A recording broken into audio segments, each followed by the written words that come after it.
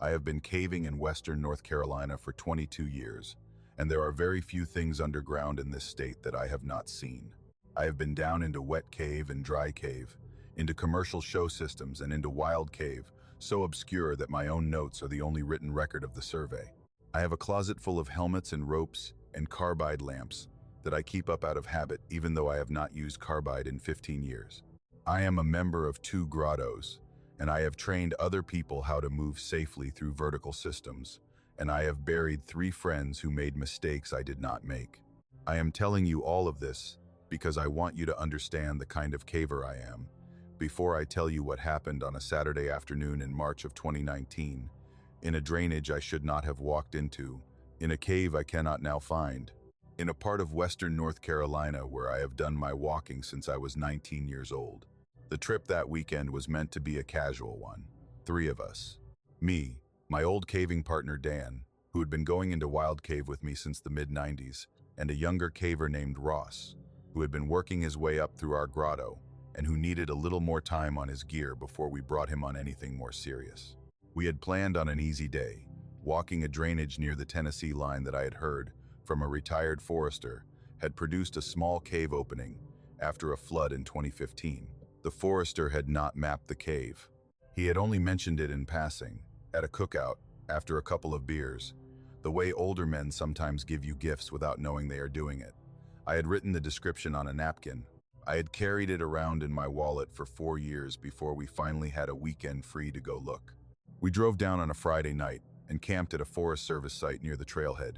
Saturday morning was clear and cold, with the first haze of the year's early leaves just starting to show on the hardwoods. We ate breakfast on the tailgate of Dan's truck. We checked our packs. We walked in about 2.5 miles on an old logging road, and then we cut off the road and started bushwhacking down the slope of the drainage, following the stream cut down to where the forester had said the opening would be. It took us another hour. The drainage was steep and tangled with laurel and rhododendron. I remember sweating through my thermal, even though the air was in the 40s. I remember Ross laughing at something Dan said about getting old. I remember the exact moment, about 100 yards above where we finally found the opening, that the woods around us went quiet. It is a thing that happens in wild country sometimes. The birds stop, the squirrels stop, the wind dies. You are walking through what you think is normal forest, and then you are walking through a place that is not making any sound, and you notice it because your ears are old and your brain is trained. Dan noticed it first. He stopped walking and he held up his hand. We stopped. We listened. There was nothing. Not a crow, not a nuthatch, not the little papery rustle of leaves in a gentle breeze. It was not complete silence, because you could hear the stream running at the bottom of the drainage, but the stream sound was alone.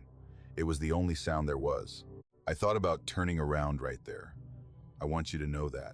I thought about it for maybe 3 seconds, the way you think about things you decide not to do, and then I pushed it down, because I have been in the woods for a long time, and because I was not about to be the man who calls off a trip because of a feeling. I gestured to keep moving.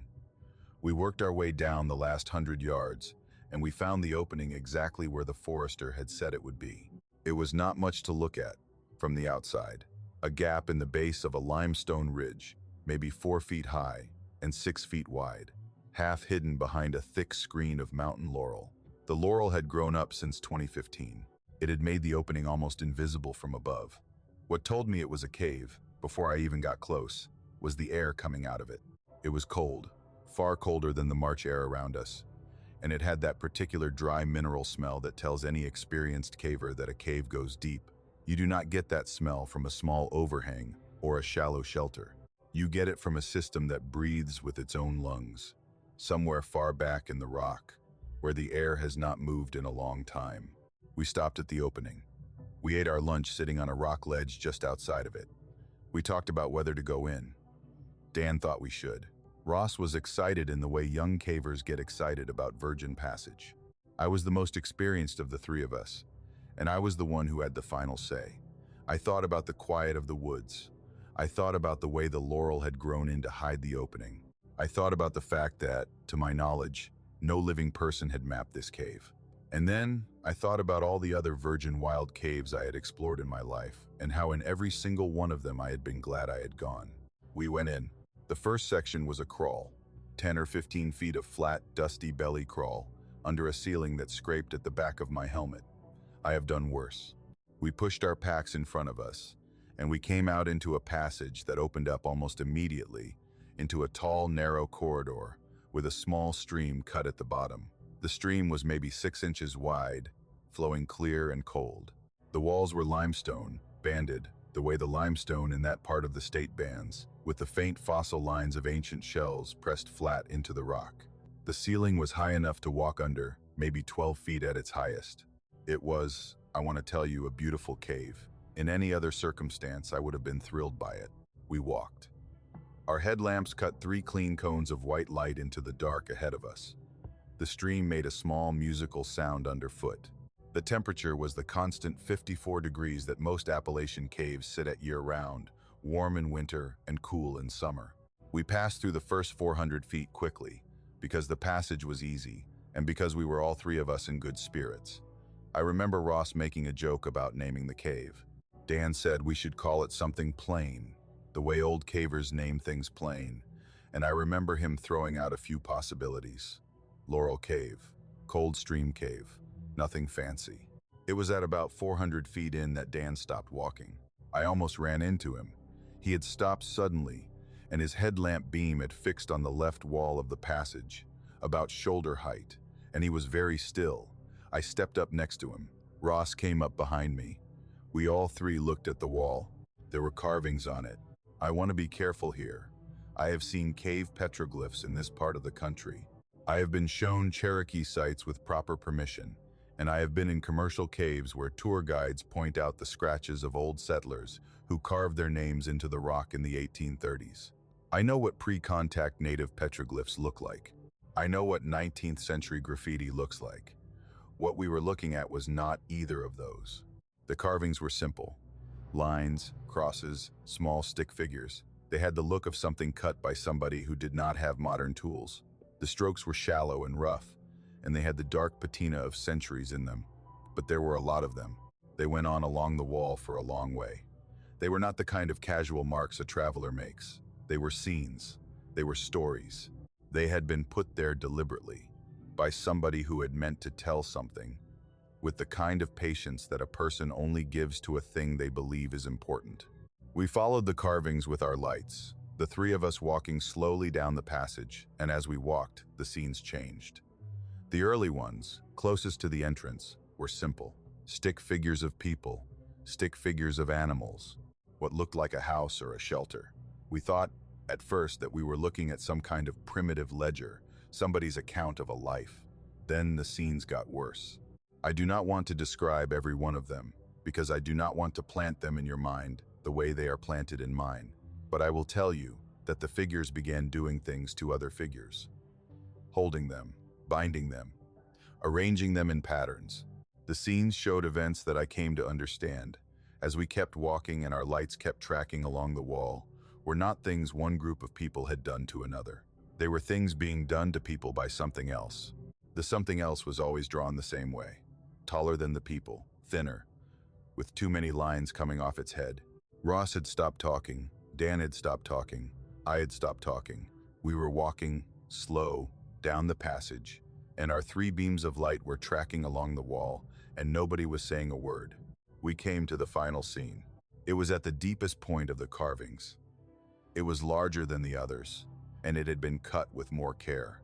It showed the tall, thin figure with the lines coming off its head, and it showed a group of the stick figure people arranged in front of it in a half circle, the way people arrange themselves to look at something they are attending to. What the tall, thin figure was doing in that final scene is the thing I am not going to write down. I do not want it in this story. Dan's headlamp held on it for maybe 3 seconds. Ross's headlamp held on it for maybe 1. My headlamp, I will tell you honestly, I turned away before I had fully understood what it was showing. I had been caving for a long time. I had learned, over the years, to trust the part of my brain that flinches. My brain flinched. I looked away. I said, out loud, that we were going back. Nobody argued. Dan was already turning. Ross was already turning. We walked the 400 feet back to the entrance of the cave without speaking. None of us looked at the wall on the way out, though the carvings were still there. on our left side as we walked back, and I could feel them the way you feel somebody watching you from a window you are not looking at. We came to the belly crawl. We went out head first, all three of us. Ross first, then Dan, then me. And I want to tell you that when I came out of that opening into the gray March afternoon, the ordinary sight of the laurel and the rhododendron and the gray sky overhead felt like the most beautiful thing I had ever seen in my life. The woods were still quiet. The stream was still the only sound. We hiked back up out of the drainage. We did not stop to talk. We got to the truck. We stowed our gear in the bed. Dan got behind the wheel. We drove the logging road out and we drove the state highway back toward Asheville. And in the cab of that truck, for the whole ride home, none of us said more than 10 words. That night, at my kitchen table, I tried to find the drainage on satellite maps. I had the GPS coordinates of the opening. I had marked it carefully on my unit before we went in. I pulled up Google Earth. I pulled up the Forest Service overlays. I zoomed in to where my GPS said the cave was. There was no opening. There was no limestone ridge. There was no stream cut. The drainage I had walked into that morning, the drainage I had bushwhacked down for an hour with my two partners, did not appear on any imagery I could find. The satellite photos showed nothing but unbroken canopy in the area where my GPS had pinned the cave. I checked the imagery from different years. I checked from 2018. I checked from 2016. I checked from 2010. Nothing. There was no drainage. There was no ridge. The whole feature, the one I had spent a Saturday afternoon in, the one with a cave system in it deep enough to breathe air from somewhere far back in the rock, did not exist on any satellite image of that county I could find. I called Dan. I told him what I had found. He was quiet for a long time. Then he said, "Brother, I am going to ask you a favor, and I want you to just take it from me." He asked me to stop looking. He asked me to not map the cave. He asked me to not file it with the grotto, and to not tell Ross to file it either. He asked me to leave it. I asked him what he had seen in the final scene. He did not answer me. He asked me again, please, to leave it. I have gone back, twice, in the years since. I have driven down to that trailhead. I have walked the logging road. I have cut off the road at the same place. I have walked down the drainage, and I have looked for the screen of laurel, and I have listened for the quiet. I cannot find it. The drainage I walk into now, when I try, is not the same drainage. It does not have the limestone ridge at its base. It does not have the opening. It does not go where the GPS still says it should go. I have stood at my pin on my device, and I have looked around me, and I have seen only old second-growth forest and a small seasonal stream that dries up in the summer.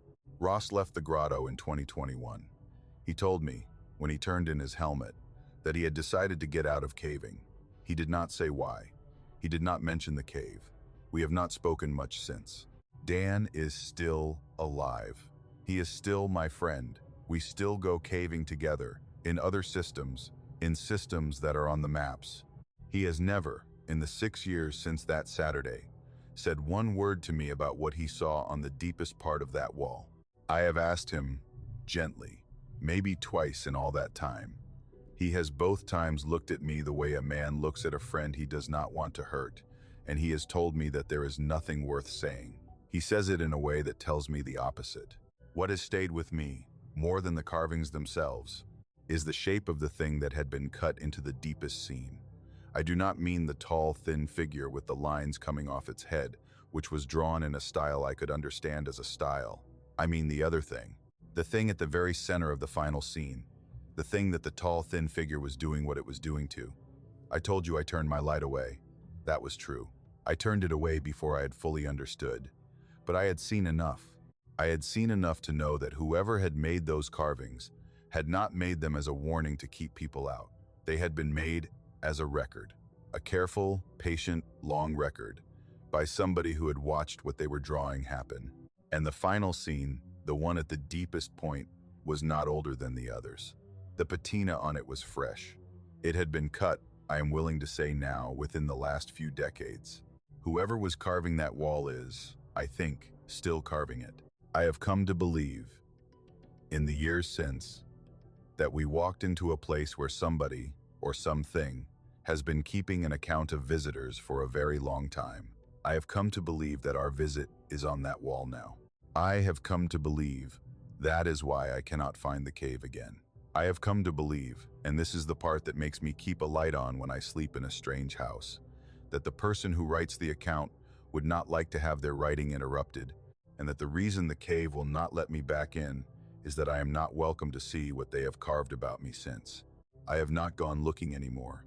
I have stopped trying to find that drainage. I hope, when I am gone, that nobody in my family picks up my old field notes and tries to follow my coordinates, because I think that if they go looking for that cave with the right kind of hope in them, the cave will let them find it. And I do not want anybody I love standing in that passage at 400 feet with their headlamp on a wall, reading about themselves. Lived on adjoining parcels of land outside of Marion for as long as anybody could remember. From the time we were old enough to walk, we had the run of about 300 acres between us, with creeks and old pasture and a lot of second-growth hardwood that his granddaddy had let come back in the 40s. It was the kind of childhood people do not really have anymore. We camped out in the summers. We trapped raccoons in the fall. We built forts out of scrap lumber that rotted into the leaf litter before we were old enough to miss them. And somewhere around the time we turned 10, Wesley showed me the cave.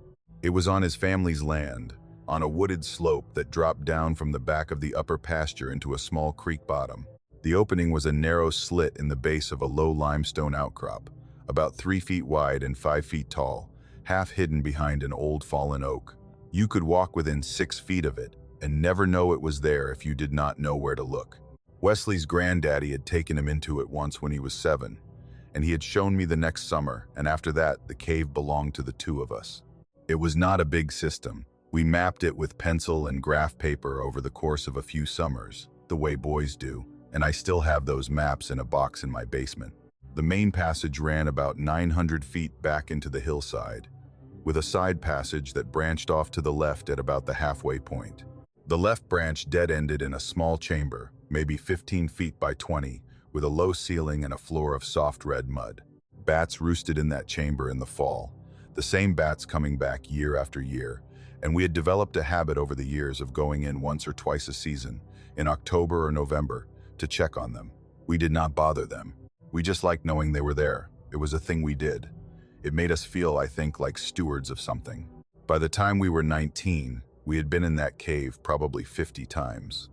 We knew every bend of the main passage.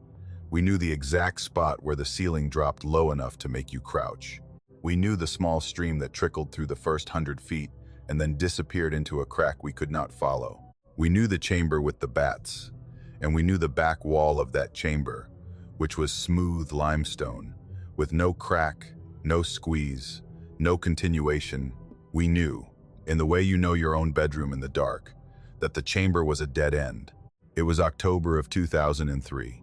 I was a sophomore at Appalachian State.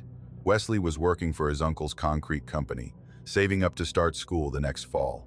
We had both come home for a long weekend, and on the Saturday afternoon we decided, without really discussing it, that we would go check on the bats. I drove over to his place after lunch. We got our gear out of his granddaddy's barn. We each had a good headlamp with fresh batteries. We had a small pack with water, a spare flashlight, a rope we did not really need. We wore old jeans and our father's hand-me-down work boots.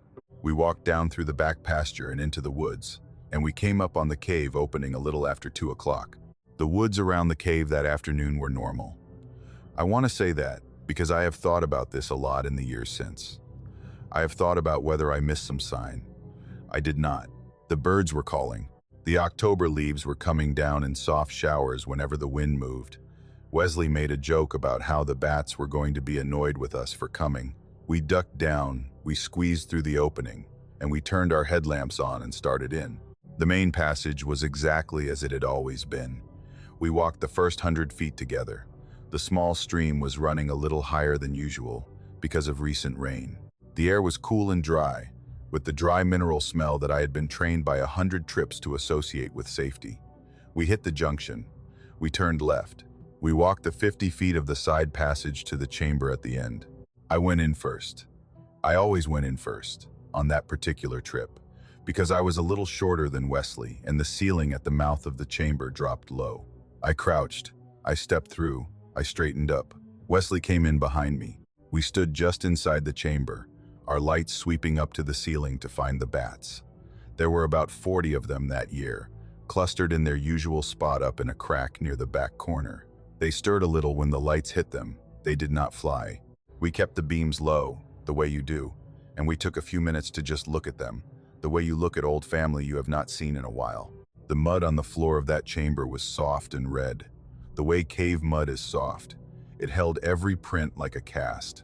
I had always liked that about the chamber. You could see exactly where you had stepped, and exactly where Wesley had stepped. And you could see, when you came in each year, the tracks of what you had done the year before, still sometimes preserved in the mud, along with the little prints of salamanders, and, more than once, the neat crossing tracks of a raccoon that had apparently figured out the opening and had done some exploring on its own. We stood there maybe 10 minutes. We whispered a little. We did not have a lot to say. It was a quiet ritual, and we were quiet men. Eventually Wesley said, "Okay, let's head back." He turned. I turned.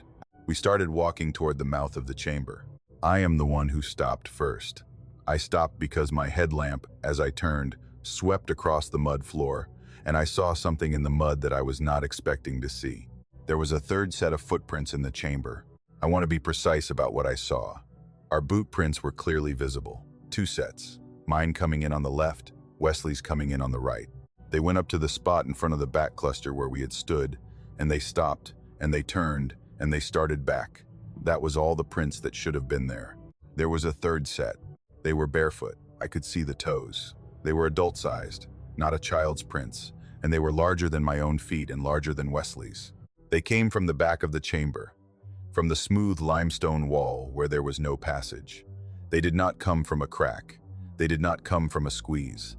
They came, in the mud, out of the solid rock of the wall, and they walked, in slow, clear, deliberate steps, straight across the chamber, right up behind where Wesley and I had been standing looking at the bats. They stopped there, behind us, and then they turned, and then they walked, in the same slow, clear steps, back to the wall, and they went into it. The prints were deep. I want to tell you how deep. Our boot prints, Wesley's and mine, were pressed into the mud maybe half an inch. The barefoot prints were pressed in over an inch. At the deepest, near the wall, you could see the mud squeezed out around the edges. Whatever had made them had been heavier than the mud should have held, without more sink than a human body makes. Wesley did not see them right away. He had kept walking toward the mouth of the chamber. I said his name. He stopped. He came back. I pointed with my headlamp. He saw them.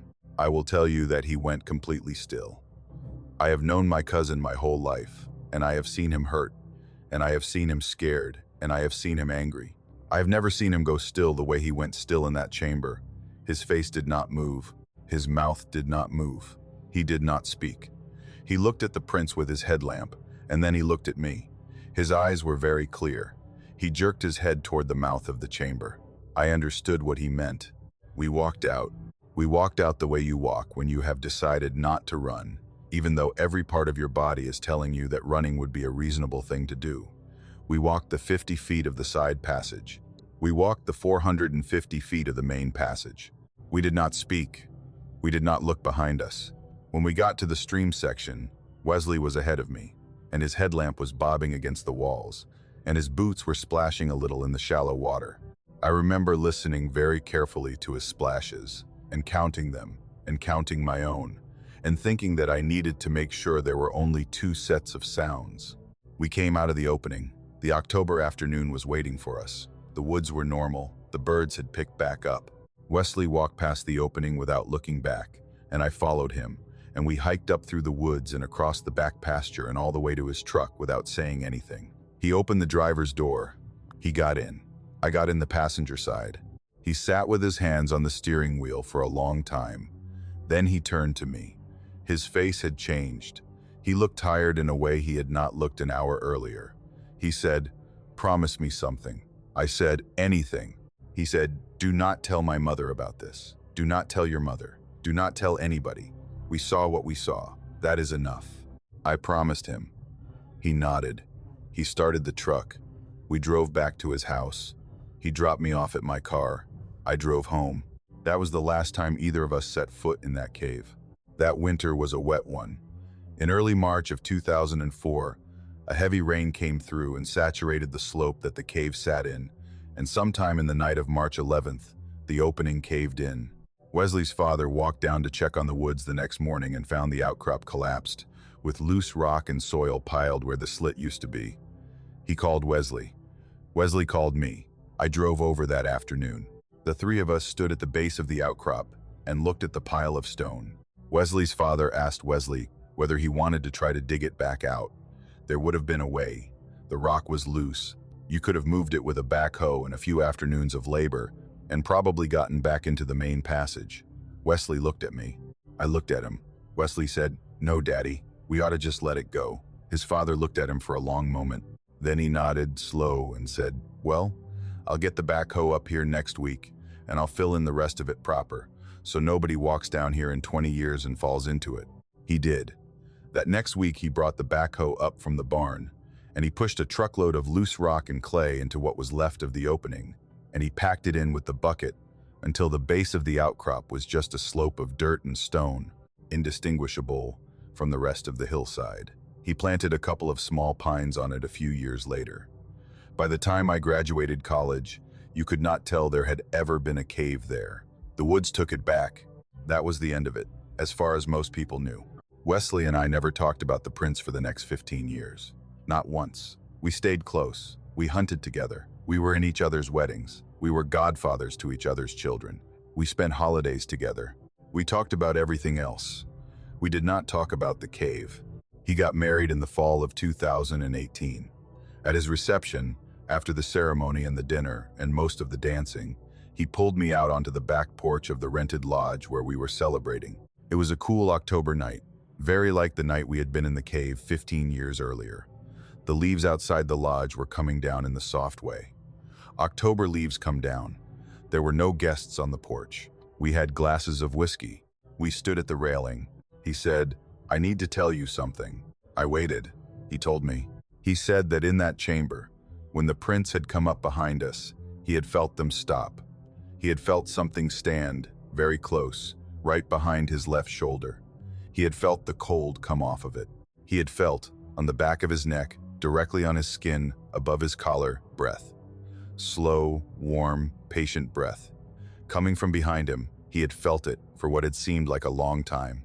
And then the breath had gone away, and the prince had turned, and whatever had been behind him had walked back to the wall. He said he had not told me at the time because he had not wanted to make it real. He said he had spent 15 years trying not to make it real. He said he was telling me tonight because he had gotten married that afternoon, and because he had a daughter on the way, and because he had decided he did not want to carry it alone anymore. I did not tell him I had felt it too. I had felt it at the exact same moment. I had felt something stand directly behind me, very close. I had felt breath on the back of my own neck, slow and warm and patient. I had not mentioned it in the truck because I had thought I had imagined it. I had thought my mind had made it up to match what my eyes had been seeing. I had thought that Wesley had not felt it, and that therefore it could not have been real. I did not tell him. I think now, looking back, that I should have. But he had just gotten married. He was going to have a daughter. He had finally put it down. I did not want to pick it back up for him. I told him, instead, that I was sorry he had carried it alone. I told him I believed him. I told him I was glad he had told me. We drank our whiskey. We went back inside. We danced with our wives. We went home. Wesley's daughter is 6 years old now. She has never been on that part of his family's land, which is not a coincidence. Wesley has fenced off the back pasture.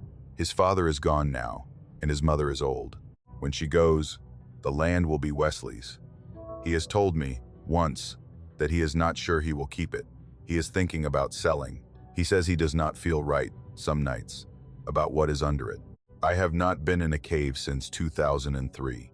I was 19 that October afternoon.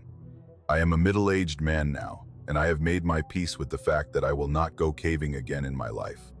I have not told my wife the whole story. I have told her a version of it, with the prince, with the cave-in, with the soft ending where the earth just took it back. I have not told her that part about the breath. I have not told anybody. I am telling it now because Wesley told me his half of it, and because I have carried mine alone for 22 years, and because there is a part of me, late at night when my house is quiet, that does not want to carry it anymore. I think, sometimes, about the prints pressed deep into the mud. I think about how whatever made them had been heavier than a human body. I think about how they had come out of a solid wall, and how they had gone back into a solid wall, and how the wall had not looked like anything had passed through it. I think about how the cave caved in on its own 5 months later, and I wonder whether something finished, whatever it was doing in there, or whether something locked itself in, or whether something locked something else in. And I do not know which answer would be worse. I think about Wesley's daughter sometimes, asleep in a little bedroom in a house that sits a mile from where that opening used to be. And I hope, with everything in me, that some doors, when the earth decides to close them, decide to stay closed. I was 31 years old in the spring of 2011, working part-time as a contract surveyor for a company that did topographic and underground mapping for state parks and commercial tourist operations all through the southern Appalachians. I had gotten into cave surveying in graduate school through a geology professor who had taken me on my first wild cave trip when I was 22, and the work had stuck with me in a way I had not expected. There is something about cave mapping that gets into a person. The careful inching forward through the dark, the silence of the rock, the sense, which I came to believe over the years, that you are taking the measure of a place that has been waiting for somebody to take its measure for a long time. I had done work in West Virginia, in Tennessee, in Kentucky, in Georgia. In May of 2011, I took a contract with a commercial show cave outside of Asheville, and for 9 days in the middle of that month, I was part of a 5-person team mapping a lower passage that had been closed to the public for 20 years. The company that owned the cave wanted an updated survey because they were thinking about reopening the lower section as an adventure tour for experienced visitors. The passage had been closed since the early 90s, after a flash flood had trapped a maintenance worker for 11 hours. He had survived. The cave company had not taken the chance again. For 2 decades, the passage had sat empty behind a locked iron gate at the bottom of a long wooden stair, below the deepest point of the regular tour loop, with a sign that read, "Danger risk of fluting, do not enter." Our job was to remap the full length of the passage, assess the current conditions, flag anything that had changed since the old surveys, and give the owners a clear picture of whether a reopening was feasible. The team lead was a man named Russell Crane, who I had worked with twice before. Russell was in his 50s, quiet, careful, the kind of surveyor who would rather take a measurement 4 times than rely on a single reading. The other 3 were younger. A man named Tucker, mid-20s, who was a graduate student at UT Knoxville. A woman named Marlena, also mid-20s, who had caught the surveying bug as a weekend hobby and had started taking small contracts. And a geology student from Appalachian State named Hallie, who was 23 that spring, and who had been invited onto the team by Russell because she had been one of his best students in a field methods class the previous year. Hallie was small, quiet, sharp, and the kind of careful observer you always want on a survey team. She took notes in a precise script I have never been able to match, and she could read the story of a cave wall the way other people read a newspaper. We worked the lower passage for 8 days before the day I am going to tell you about. The passage was about 900 feet long, narrow, wet, with a small stream running along the floor that we waded in up to our calves most of the way. The ceiling was low in places, forcing us onto our hands and knees, and high in others, opening up into small chambers with rimstone pools and the old bone-white drip formations that the cave had been famous for when it had been opened to the public. We made good time. The survey notes from the 90s turned out to be excellent, and we confirmed most of the old measurements with small corrections. The passage had not changed much in 20 years, except for a few new flowstone deposits and some rockfall near the back that we flagged for the engineers. The 9th day, a Tuesday, was meant to be our last. We had a few hundred feet left to survey at the very back of the passage, a section the old survey had labeled the Deep Run, and we planned to knock it out in one long session and hike out by late afternoon. We descended the wooden stair at the end of the public tour, a little before 9 o'clock that morning. Russell unlocked the iron gate. We went in. The Deep Run was the wettest part of the passage. The stream ran faster there, coming through a low crack in the back wall and the air smelled more strongly of wet stone and cold. Our headlamps cut sharp white cones into the dark, and we worked our way in slowly, measuring, sketching, taking photographs, the way you do. By 2 in the afternoon, we were about 300 feet into the deep run, at a small chamber we had reached the day before and had planned to push past today. We stopped for a short water break. We sat on a low rock shelf. We ate granola bars. We talked, quietly, the way people talk when they are in a cave, with voices just above a whisper, even when there is no reason to be quiet. Around 3 o'clock, we were back on our feet and pushing forward. I was in the middle of the group, behind Russell and Tucker, with Marlena and Hallie behind me. The passage had narrowed down to a slot about 4 feet wide and 7 feet high. The stream was louder here, chattering over a small drop in the floor. Our lights were painting the walls with their careful white light. I was reading my compass and calling numbers over my shoulder to Hallie, who was writing them down in her clear, small script, when Hallie suddenly said, in a voice that was not quite her normal voice, "Wait." She said it in the soft way you say a word when you are listening. We all stopped walking. Russell looked back at her. She held up a hand. She tilted her head, the way you tilt your head when you are straining to hear something faint. She said, "Do any of you hear that?" I listened.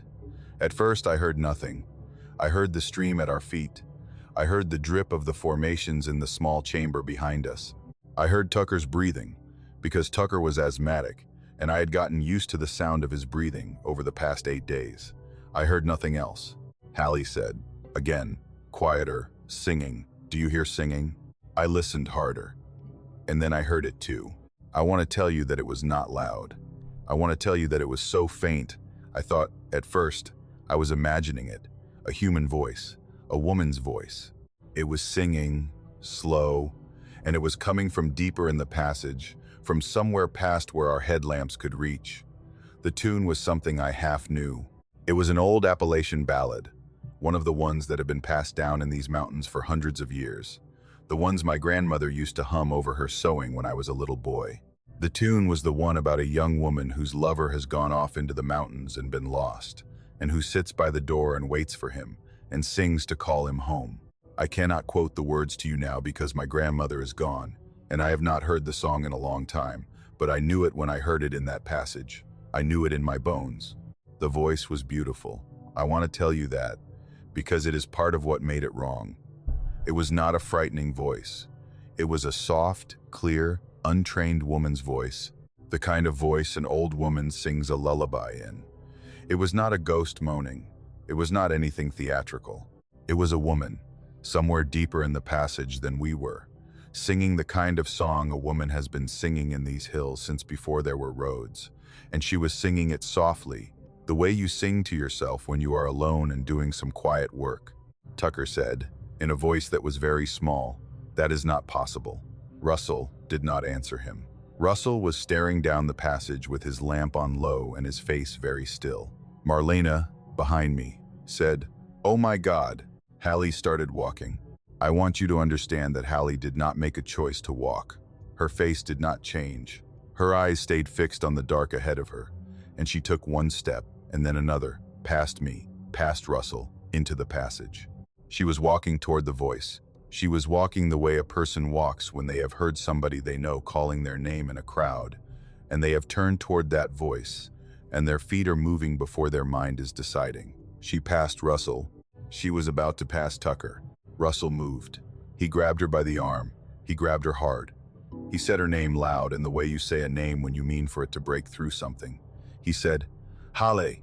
She kept walking. He pulled her back. Her shoulder hit mine. He said her name again. "Hallie." She came back to herself.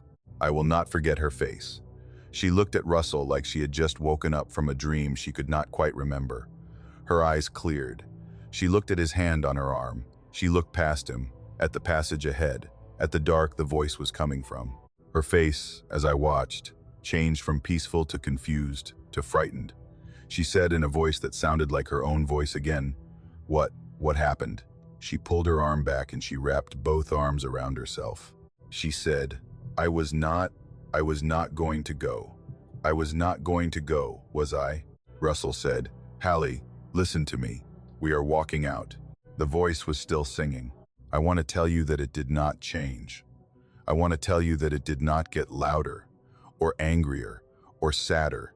It kept singing the same slow old ballad, at the same soft volume, coming from deeper in the passage than our lights could reach.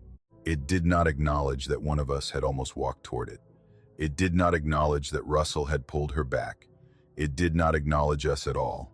It was just singing, patient, the way a woman sings who has been singing the same song for a very long time. We turned around. We did not finish the survey. We turned, the five of us, in that narrow, wet passage, and we started walking back the way we had come. Russell kept his hand on Hallie's arm, not holding her, just resting it there, the way you keep a hand on a child who has wandered in a crowded store.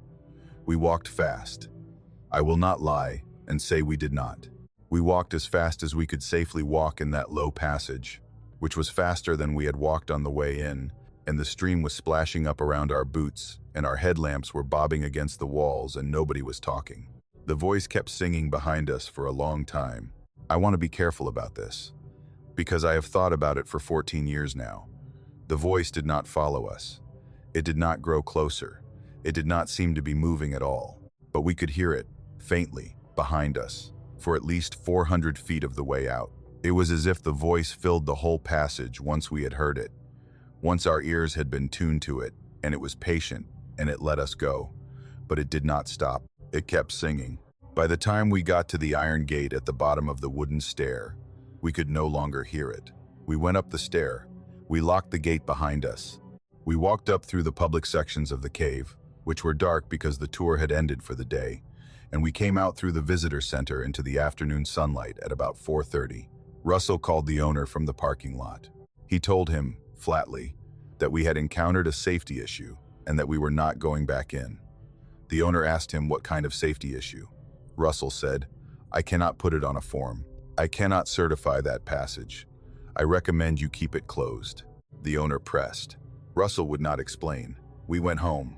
We all five of us had been given a non-disclosure agreement by the company at the start of the contract, the way you do, standard language about not discussing cave specifics, and none of us talked about what had happened for years, not even to each other. I ran into Marlena at a cavers convention in 2014. She would not meet my eyes when I tried to bring it up. Tucker went on to finish his PhD and works at a university in Texas now. I emailed him once, in 2018, and asked him if he remembered the Tuesday of the Asheville contract. He wrote back, one line, please do not email me about that again. Russell retired from surveying in 2016. He has not answered my letters. Hallie I have kept in touch with. She left geology after she graduated. She works in environmental policy in Raleigh now. She has never been in a cave since 2011. We have talked about that afternoon exactly 3 times. The first time, she told me she had felt, as she had taken those first steps, a certainty that whoever was singing needed her to come. She had felt that the voice was the voice of somebody lonely, somebody who had been singing by themselves for a long time, and that it would be the unkindest thing she could do not to answer. She told me she had never, in her life, felt anything so strong. She told me, the second time we talked about it, that she was glad Russell had grabbed her, and that she was more glad than she could say, and that she still sometimes woke up at 3 in the morning and sat up in bed and wondered what would have happened if his hand had been half a second slower. She told me, the third time, and this was in 2022, that she had started singing again after years of not singing because her therapist had recommended it, and that one night, while she had been singing in her kitchen, she had caught herself singing the ballad. She said her own voice had scared her. She had not sung it since. I asked 3 other cavers I know who had worked that system over the years whether they had ever heard anything in the deep run. 2 of them would not answer me. I do not mean they said no. I mean they changed the subject, or they pretended they had not gotten my message, or, in one case, a man I had considered a friend stopped returning my emails for over a year. The third one was an older woman in her 70s, named Betty, who had surveyed the same passage back in 1983. She looked at me for a long time when I asked her. She was not surprised. She took a sip of her coffee. She set the cup down. She said, honey. She said it the way older women say it. She said, My grandmother taught me a thing about hearing singing in the mountains when I was a little girl. She taught me never to answer back. She taught me that if you hear a woman's voice singing the old songs from somewhere you cannot see, you do not call out to her. You do not go looking for her. You go home. She said, I do not know what is singing down in that cave. I do not know how long it has been singing, but I know what my grandmother knew, which was not to call back to it. And I know what your team did right, which was not to answer.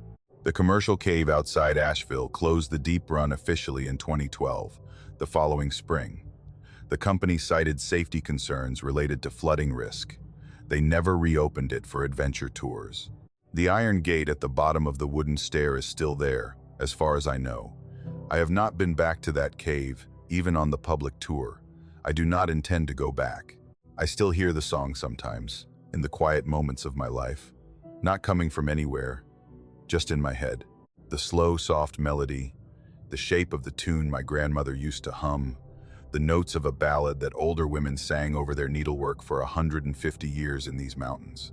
It rises up in me on long drives at night, and in the hour before I fall asleep, and in the quiet after my wife has gone to bed, and I am sitting at the kitchen table with the last of my coffee. I have learned not to hum it. I have learned not to let it come up to my lips. Because I think I understand, now, what Betty's grandmother was telling her. I think there are voices in these mountains that have been singing for a very long time. I think they do not mean you harm. Exactly. I think they are only waiting for somebody to hear them, and to answer, and to come. I think the hardest part of what happened in that cave is that the voice was beautiful. I think that was the worst part of it. I think it is easier to walk away from a scream than from a lullaby.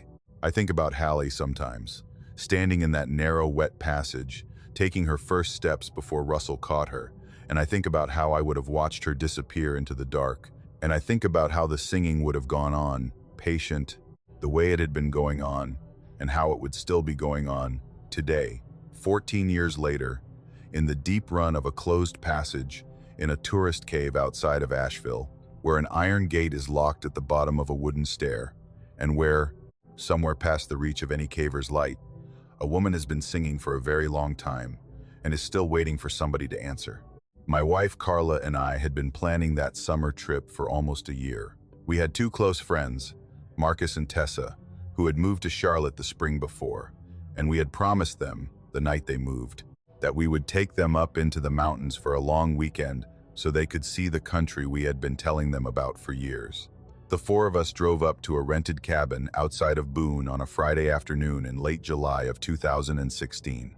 We spent the weekend hiking, eating at small restaurants, and doing the kinds of slow, quiet things you do with old friends who have settled into a new state and need to be reminded that they made the right decision. On Sunday morning, our last full day, I suggested we go to a small show cave I had been to as a child. I had not been back since I was about 10, and I remembered it as a beautiful place. The cave was about 30 minutes from our rental, off a state highway, set back in a wooded hollow with a small visitor center and a gravel parking lot. We got there a little after 1 in the afternoon. The parking lot was about half full, the way it gets at smaller tourist places on a Sunday. Inside the visitor center, a young ranger named Danny sold us our tickets and gave us a brief safety talk and pointed us to the bench where we should wait until the next tour was called. We waited about 15 minutes. The tour before ours came up the long concrete stairway and out through the lobby, and we watched them shuffle past us toward the gift shop, looking pleased and mildly tired, the way tour groups always look when they have just come out of a cave. After they had cleared out, Danny stood up from the desk and called our group, and we walked over to her, the four of us, and she took our tickets and counted us off as we passed her. She counted 4. I want you to remember that. She counted 4. Carla, me, Marcus, Tessa. 4 people. She marked the count on a clipboard, and she handed each of us a small hard hat, and she walked us through a metal door at the back of the lobby, down a long concrete stairway, and through an iron gate into the cave. The tour itself was uneventful. Danny was a pleasant guide, well-trained, with the rehearsed enthusiasm of somebody who had been giving the same tour twice a day for a couple of summers. She walked us through the upper rooms, with their dramatic backlit flowstones, and pointed out the old initials some early explorers had carved into the rock in the 1880s. She told us a story about a woman in 1923 who had gotten lost on an unguided tour and had been found 2 days later, alive but shaken, in a small chamber that was now blocked off from public access. She walked us deeper into the system. We saw the formations the cave was famous for, columns of bone-white calcite, rimstone pools the color of weak tea, ribbons of stone that hung from the ceiling like delicate curtains. The deepest part of the tour was a chamber called the Cathedral Room, named for the way the ceiling rose into a high vaulted dome. Danny had us all turn off our headlamps for 30 seconds in the Cathedral Room, the way show cave tours always do, to experience full cave darkness. The chamber went black. Somebody in the back of the group laughed nervously. After 30 seconds, Danny turned the lights back on. I want to tell you that I noticed nothing during the tour. I noticed nothing. There was no extra person. The four of us stayed close together throughout, and I am the kind of man who pays attention to my surroundings, and I would have noticed somebody hovering near our group. I did not. The tour was 16 people, plus Danny. The same 16 who had come down the stairs, went through the upper rooms, the lower passage, and the cathedral room. The same 16 worked their way back up through the system on the return loop. The same 16 reached the iron gate at the bottom of the concrete stairs and walked up the stairs together and came out into the lobby of the visitor center at about 3 in the afternoon. Danny went back behind the desk. She had a small mechanical clicker, the kind ushers use at movie theaters, and she did her standard out count by clicking it as each of us walked past her on our way to the exit door. I was at the front of the group, with Carla, then Marcus and Tessa right behind us. Danny clicked. 1, 2, 3, 4. She paused. She raised the clicker. She kept clicking. 5, 6, 7, 8, 9, 10, 11, 12, 13, 14, 15, 16, 17. I heard her clicker click the 17th time, and then I heard her stop. Her hand stayed in the air. I had already turned, the way you turn when something has shifted in the room behind you. Carla was looking at her, puzzled. Marcus and Tessa had stopped walking. Danny lowered the clicker. She was looking past us, her face puzzled but not yet alarmed, the way a desk attendant looks when a count does not come out right because somebody must have slipped in or out without her seeing. She set the clicker down. She walked around the desk. She walked past me, past Carla, past Marcus, past Tessa, to the man who was standing behind us in the small concrete entryway. I had not seen him. None of us had seen him. He was standing about 6 feet behind Tessa, with his hands in his pockets, looking at a small framed photograph on the wall. He was older, maybe 60. He had thin gray hair combed straight back from his forehead, a clean-shaven face, and pale blue eyes. He was wearing a dark green flannel shirt with the sleeves rolled up to his elbows, dark work pants, and old leather work boots that had been polished but not recently. He looked, in any other context, like somebody's grandfather, like a retired carpenter, like a man who had spent his life with his hands. Danny stopped about 3 feet in front of him. She was a friendly young woman. She had a friendly young woman's voice. She said, "Sir, I am sorry, but were you with one of the tour groups today?" He looked at her. "I want to be careful here, because I have thought about that look for 9 years now." He looked at her. He did not look angry. He did not look surprised. He did not look like somebody who had been caught doing something they should not have been doing. He looked at her the way an older man looks at a young waitress he has decided not to argue with patience, with a small, almost kind acknowledgement that she had asked him a question and that he was deciding not to answer it. He did not speak. He kept his hands in his pockets. He held her gaze for what was probably 3 seconds, and then he turned, slow, and he walked past her. He walked past the desk. He walked past the rack of postcards. He walked to the front door of the visitor center. He pushed the door open with his shoulder. He stepped through it, and the door swung shut behind him. Danny stood there for a moment with her hands still half raised. Then she came back to herself. She walked, fast, around the desk, and out the front door behind him. I went after her. I do not know exactly why. I think some part of me understood that she was going to need a witness for what she was about to find. The parking lot was half full, the way it had been when we arrived. There were maybe 20 cars. There was a small wooded picnic area off to the right, with a few tables in it, and a gravel path that led down toward a creek. The man in the dark work clothes was nowhere. He was not walking down the path toward any of the cars. He was not standing by any of the vehicles. He was not on the path to the picnic area. He was not at the edge of the woods. The view from the porch of the visitor center was open in 3 directions, and there was no place that an older man in his 60s, walking the way he had been walking, could have gotten to in the few seconds between his going through the door and Danny going through it after him. There was no place. Danny turned a slow circle on the porch. She looked at me. Her face had changed. She was no longer puzzled. She was scared in a small, contained way, the way a young person in a uniform is scared when something has happened that her training did not cover. She went back inside. She picked up the phone behind the desk, and she dialed her supervisor. He must have answered quickly, because she started talking right away. She told him, in a steady voice that I could tell was costing her some effort to keep steady, that we had counted 17 people coming out of a tour that had gone in with 16, and that the 17th was a man none of us recognized, and that he had walked past her without speaking and gone out the front door, and was no longer in the parking lot. She listened for a moment. Then she said, "No. No, sir. He is not there." I went out behind him. I looked everywhere. There was a long silence on the other end of the line. I could not hear what the supervisor said next, because the radio on her desk was not turned up high enough, but I could see her face change again as he asked his next question. She blinked. She looked at me. She said, into the phone, "Sir, what was he wearing?" The supervisor said something. She said, "Hold on." She put her hand over the receiver. She looked at me. She said, "What was he wearing?" I told her. Dark green flannel shirt with the sleeves rolled up, dark work pants, leather work boots, thin gray hair combed back, clean shaven, pale eyes, about 60. She repeated it into the phone, slowly, item by item. There was a very long silence on the other end. Then I heard the supervisor's voice, crackling slightly through the receiver, just clearly enough that I could make out his words. He said, "Danny, I want you to close out your day. Send the rest of today's tours home with refunds. Lock up at the regular time. Come see me in the office in the morning before you start your shift." She said, "Sir, but," he said, "I will explain in the morning. Just close out." He hung up. Danny held the phone for a moment, then she put it down. She looked at me, and at Carla, who had come up behind me with Marcus and Tessa, all of them watching her with the kind of careful attention people watch somebody who has just had bad news.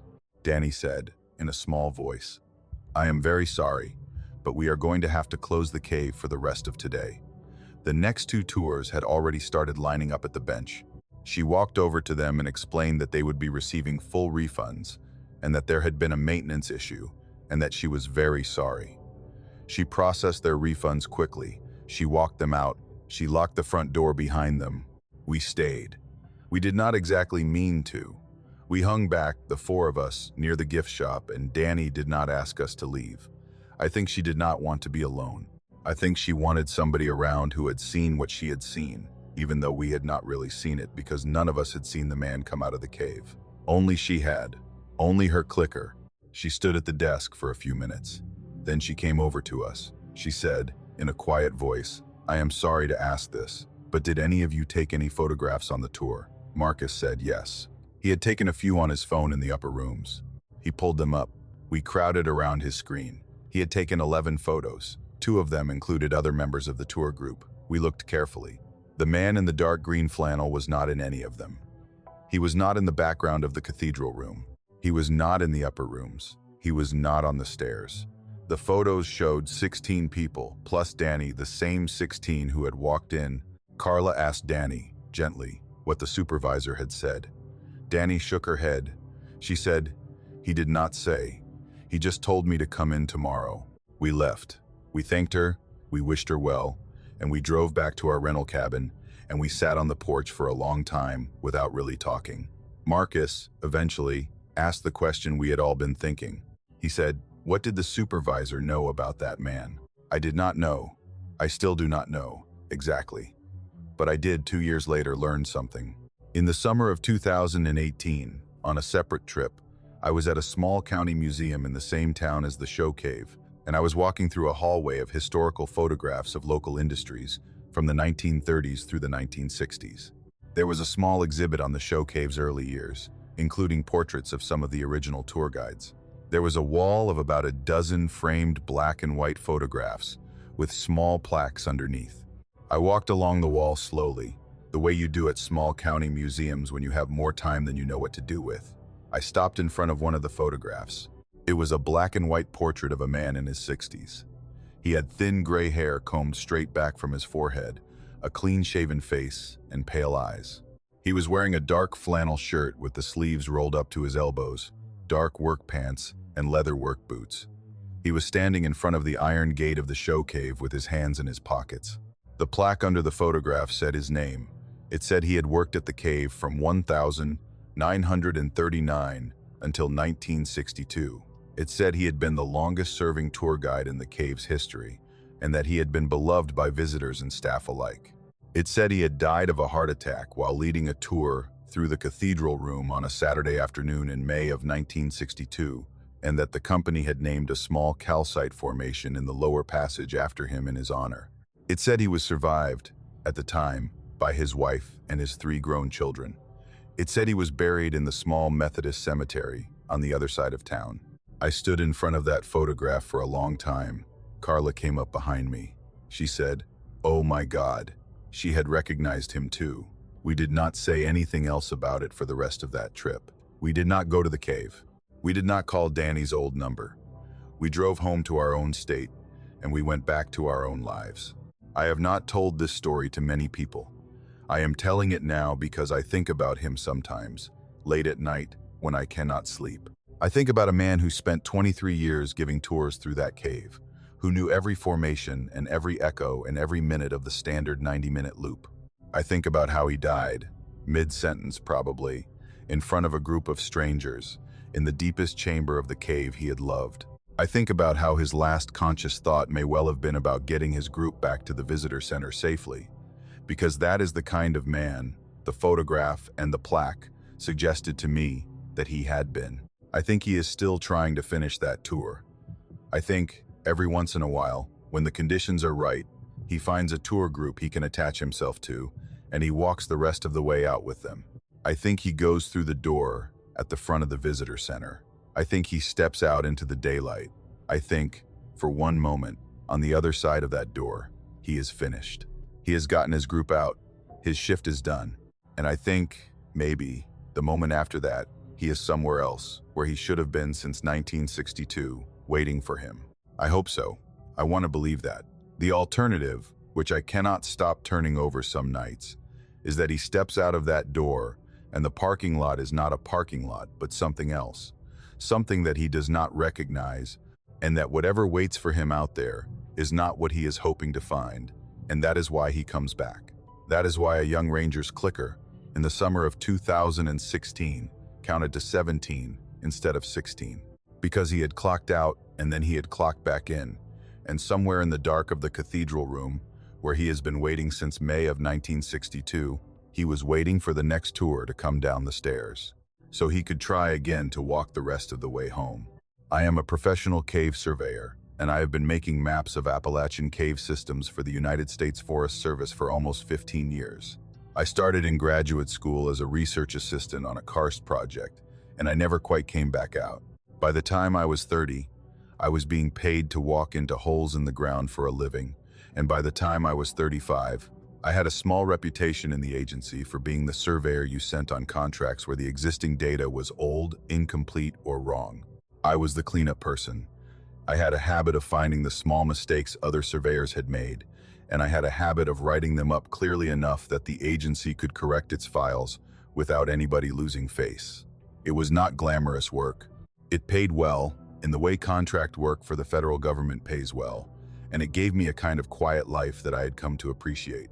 I want to tell you all of this so that you will understand the kind of person I was when, in the late winter of 2020, I was hired to survey a long cave system in the Blue Ridge that had not been mapped in detail since the late 1970s.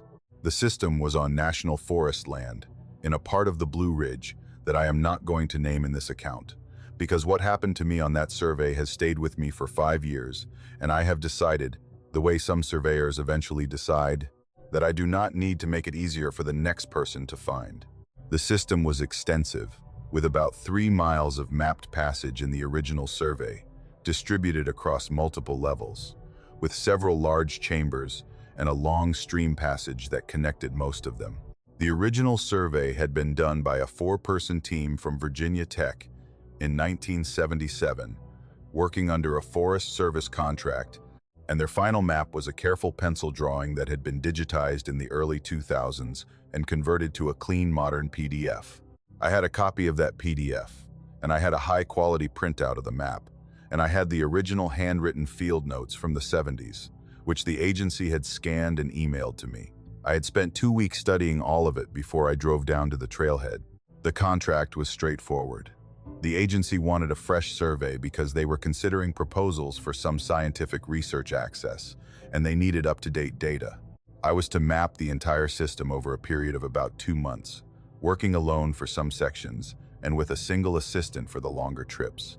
The assistant the agency assigned me was a younger surveyor named Mara Quill, who had worked with me on a smaller project the year before, and who I trusted. Mara was 28, sharp, methodical, and she had the rare combination in this work of being both physically fearless underground and mentally cautious, in the way the best cavers are cautious. We started in the first week of March of 2020. The first 3 weeks of the survey went smoothly. Mara and I worked the upper levels first, then the long stream passage, comparing my fresh measurements against the 70s survey and finding only the kinds of small discrepancies you expect to find. A flowstone that had grown enough over 43 years to slightly narrow a passage. A small rockfall in a side branch that had blocked off about 10 feet of formerly explored space. The kind of changes that you flag on the new map and that nobody is surprised to see. The original surveyors had been good. Their numbers were holding up. In the 4th week, on a Wednesday, I went in alone to map the central junction chamber. Mara had a family obligation that day, and I had told her I would handle the junction by myself, because the chamber was easy to access and the survey work was mostly verification, not new exploration. The central junction was a large round chamber, maybe 60 feet across and 40 feet high, where 3 major passages met. The original map showed it clearly. 3 passages, marked on the original drawing as Passage A, going east, Passage B, going southwest, and Passage C, going north. 3 passages. The chamber had been clearly diagrammed. The original surveyors had spent a full day in there, by their notes, taking measurements and confirming compass bearings, because the junction was the navigation hub for the rest of the system. I walked into the central junction chamber a little after 11 that morning. I had my headlamp on, my survey gear in my pack, and a printout of the original map in a waterproof sleeve in my chest pocket. The chamber was as the original notes had described it. High vaulted ceiling, sandy floor. The 3 passages opening off the walls at the bearings the original team had recorded. For passage. I want to be very careful about what I tell you next, because I have gone over this in my head many times. There were 4 passages opening off the walls of the central junction chamber. 3 of them matched the original map. Passage A, going east. Passage B, going southwest. Passage C, going north. The 4th passage opened off the west wall, on a bearing of about 265 degrees. It was not on the original map. There was no notation for it in the original notes. I checked. I sat down on the sandy floor of the chamber, and I unfolded the printed map and I read every word of the original surveyor's notes for that chamber. 3 passages. Always 3 passages. The original team had mentioned the bearings of all 3. They had not mentioned a 4th. I walked over to the 4th opening. I want to tell you, professionally, exactly what I saw. The opening was about 5 feet high and 4 feet wide. It was an arch, slightly asymmetrical, the way most natural cave openings are slightly asymmetrical. The rock around the opening was weathered. The weathering pattern matched the rock around the other 3 openings. The rock that had been documented in the 70s as ancient, formed by the same geological processes that had formed the rest of the system. The rock around the 4th opening was not new. It had not been freshly broken. It had not been excavated in the years since 1977. The rock was old, older than my career, older than the original survey, older by every indicator I knew how to read. than the cave system as a whole. There was no way that opening had not been there in 1977. I stood in front of it for a long time. I checked my compass. I checked my map. I checked my own bearings. I walked back to the center of the chamber, and I oriented myself again to the 3 known passages. And I looked, again, at the 4th opening. It was there. It was real. The rock was old, and it was not on the original map. I made a decision that I have second-guessed many times since. I decided to follow the 4th passage, just to map it, just to see where it went. I did not tell myself I was going to do anything more than that.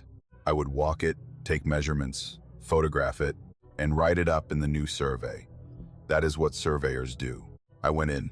The passage was narrow but easily walkable. The floor was dry, fine sand, the kind of sand you find in cave passages that have not been actively flooded in a long time. The walls were limestone, banded, the same as the rest of the system. The ceiling was high enough that I did not need to crouch. I walked, slowly, taking compass bearings every 15 feet, sketching the passage on a fresh sheet of waterproof paper.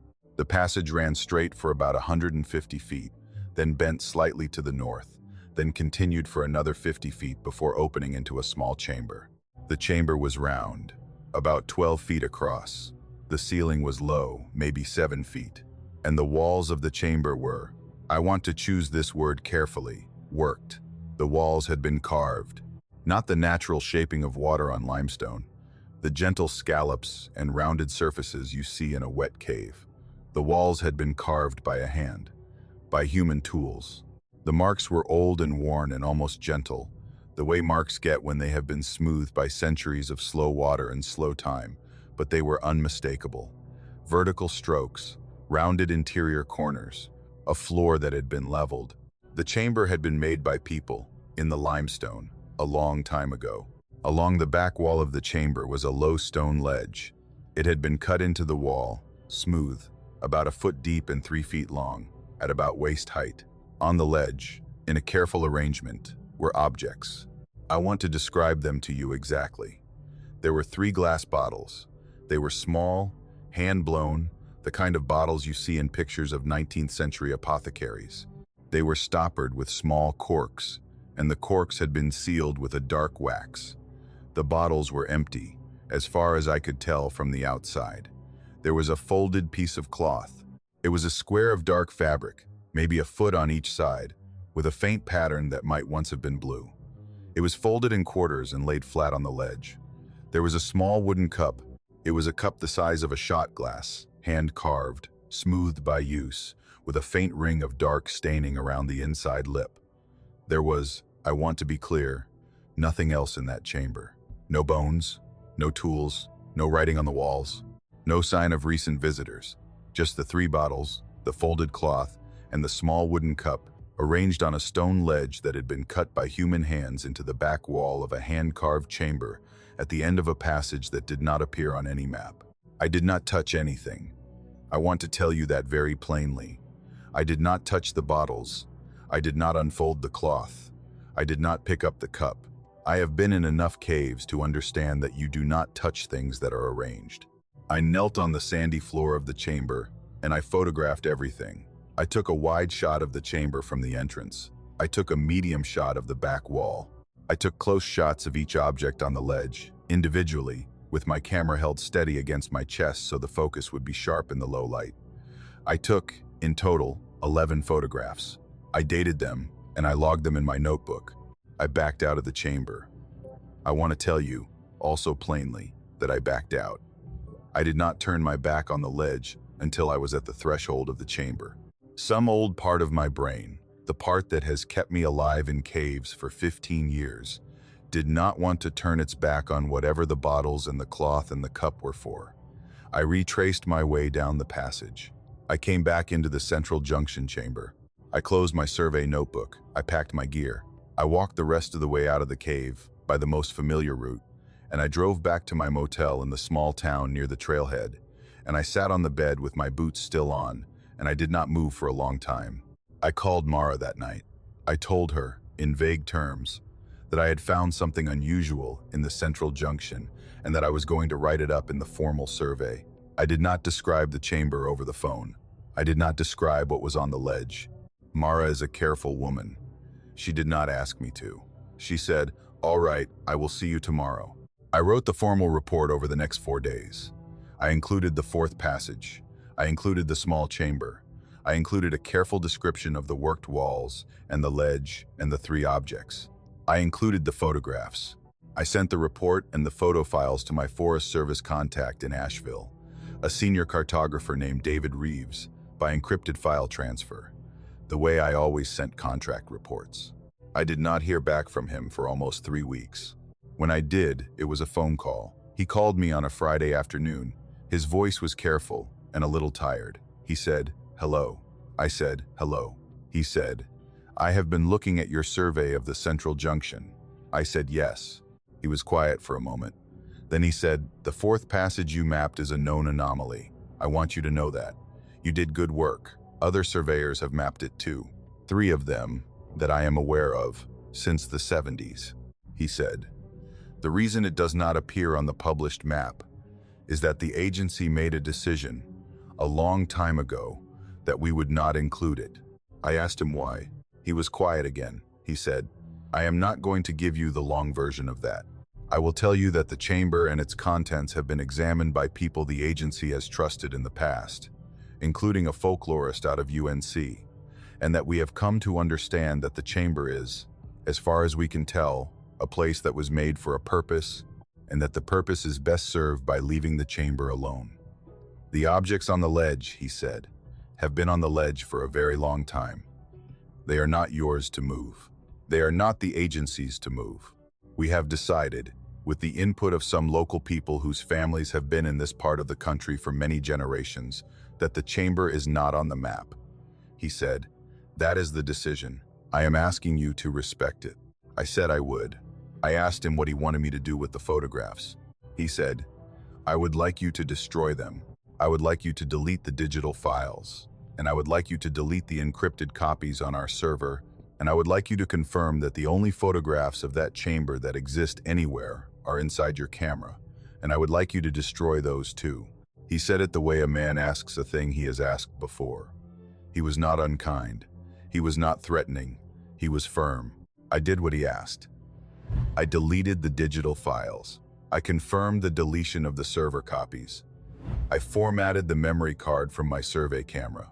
I wrote a short follow-up email confirming compliance, and David Reeves wrote back the same day to thank me for my professionalism and to confirm that the contract was complete.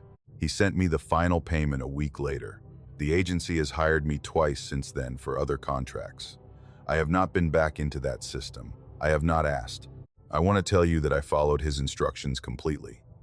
I want to tell you that I am the kind of professional who, when asked by my employer to delete files, deletes the files. I am that kind of professional, mostly. But there was, on my survey camera, one photograph that I did not, when I formatted the memory card, technically include. I had taken the photograph as a casual shot at the very beginning of the trip, before I had gone into the cave that Wednesday morning. Just a picture of the trailhead sign in the parking lot. And I had taken it with my phone and not my survey camera. I had texted it to Mara as a joke about the weather. The photograph showed only the parking lot. There was nothing in it of the cave or the chamber or the ledge. But behind the parking lot, in the trees, just visible in the lower right corner of the frame, where I had not been looking when I took the picture, there was a man. I did not see him when I took the photograph. I did not see him when I texted it to Mara. I noticed him weeks later, in the quiet of my apartment, when I was scrolling back through my recent photos for an unrelated reason. He is standing in the woods at the edge of the parking lot. He is wearing what looks like dark work clothes. He is too far away to see his face clearly, but he is facing the camera. He is standing very still. There are no other people in the photograph. There is nothing about the parking lot, or the trees, or the trailhead sign that gives any indication of why he might have been there. I have not deleted that photograph. I will not show it to anybody. I keep it on a backup drive in a small file safe in my apartment, with my passport and my will. I do not look at it often, but sometimes, late at night, when I cannot sleep, I take it out, and I look at the man in the trees, and I think about the chamber at the end of the fourth passage, and I think about who, exactly, had set those bottles on the ledge, and folded that cloth, and left that small wooden cup with its faint dark ring around the lip. And I think about how the agency has known about the chamber for more than 50 years, and how somebody, perhaps several generations of somebodies, has been keeping the place quietly off the map. I think about David Reeves's tired voice on the phone. I think about how he asked me to leave it alone, the way a man asks who has been asking a thing for a long time. I leave it alone, but the photograph is still in the fire safe, and the chamber is still at the end of the fourth passage, and the bottles, and the cloth, and the small wooden cup are still arranged on the ledge. And the man in the trees, in the lower right corner of a parking lot photograph I should not still have, is still standing very still, watching whoever is looking at him. And I do not know what he is, and I do not know what he is for. But I know, the way you know a thing, that he was there because I had gone into the cave that morning, and that he was waiting to see whether I would come back out the same person I had been when I went in. I think, mostly, that I did. I hope I did. But late at night, when I take the photograph out of the safe, I find myself looking at his small, distant figure for longer than I should, and I find myself wondering whether the person looking at the picture is the same person who took it, and I close the safe, and I go back to bed, and I sleep, mostly, until morning. I grew up on 140 acres, outside of Burnsville, North Carolina, on a farm that my granddaddy had bought in 1948 with money he had saved from working at a mica plant down in Spruce Pine.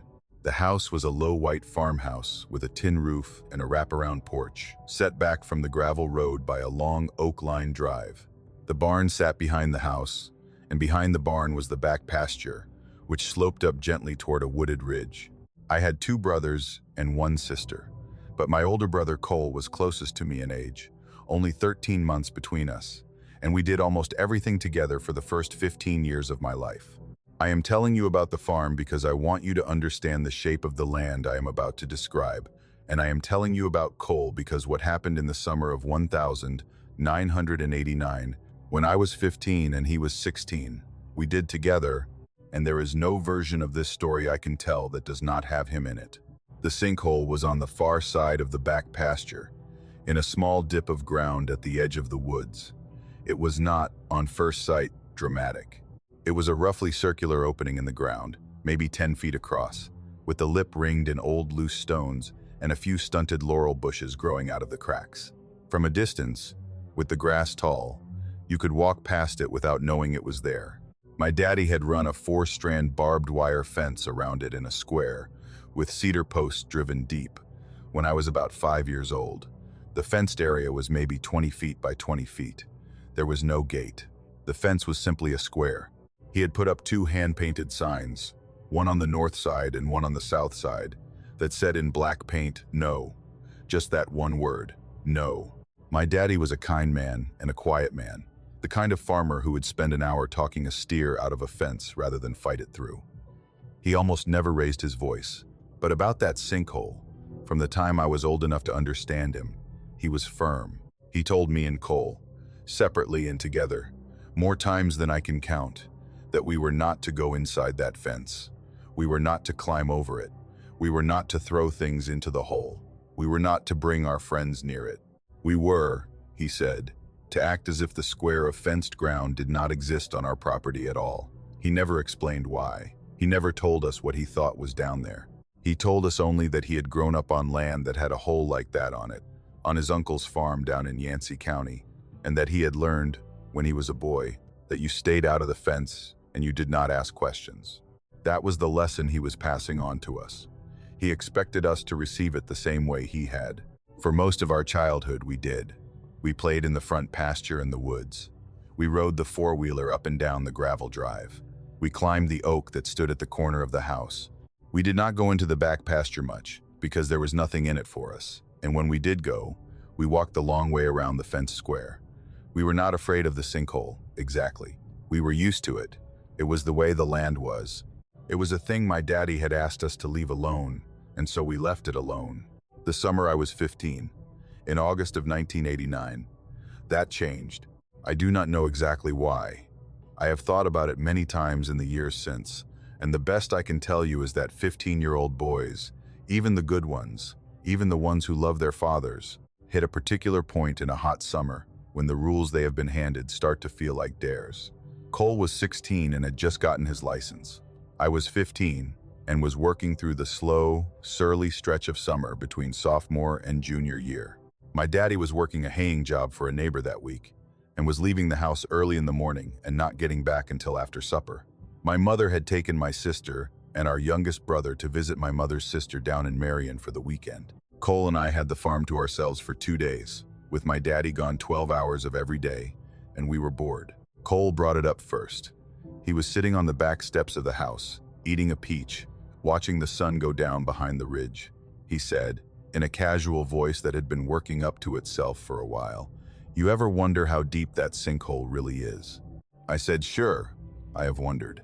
He said, "We got that bag of climbing rope in the barn. We could lower a flashlight down, just to see. We would not go in, we would just lower the light." I should have said no. I was the younger brother, and I was, by temperament, the more cautious one. But I had been hearing that phrase, "just to see," in my own head all summer, about a lot of different things. And Cole's voice had laid it out so reasonably, "Just lower a flashlight, just to see," that I said yes before I had really decided to. We waited until full dark. We told ourselves that was so we could see the flashlight more clearly going down, but it was also, I think, because we did not want to do this in the daylight. We took my daddy's heavy yellow maglite from the kitchen drawer. We put fresh D-cell batteries in it, because the old ones had been in there for a while. We tested the beam in the kitchen. It was bright and clean. We carried it out to the barn.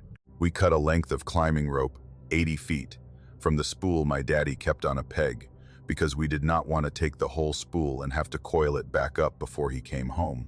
We tied a small loop in one end of the rope, and we lashed the maglite into the loop, with the beam pointing down. We carried the rope and the flashlight across the back pasture in the dark, with no other light on, our eyes adjusting slowly to the deep August darkness.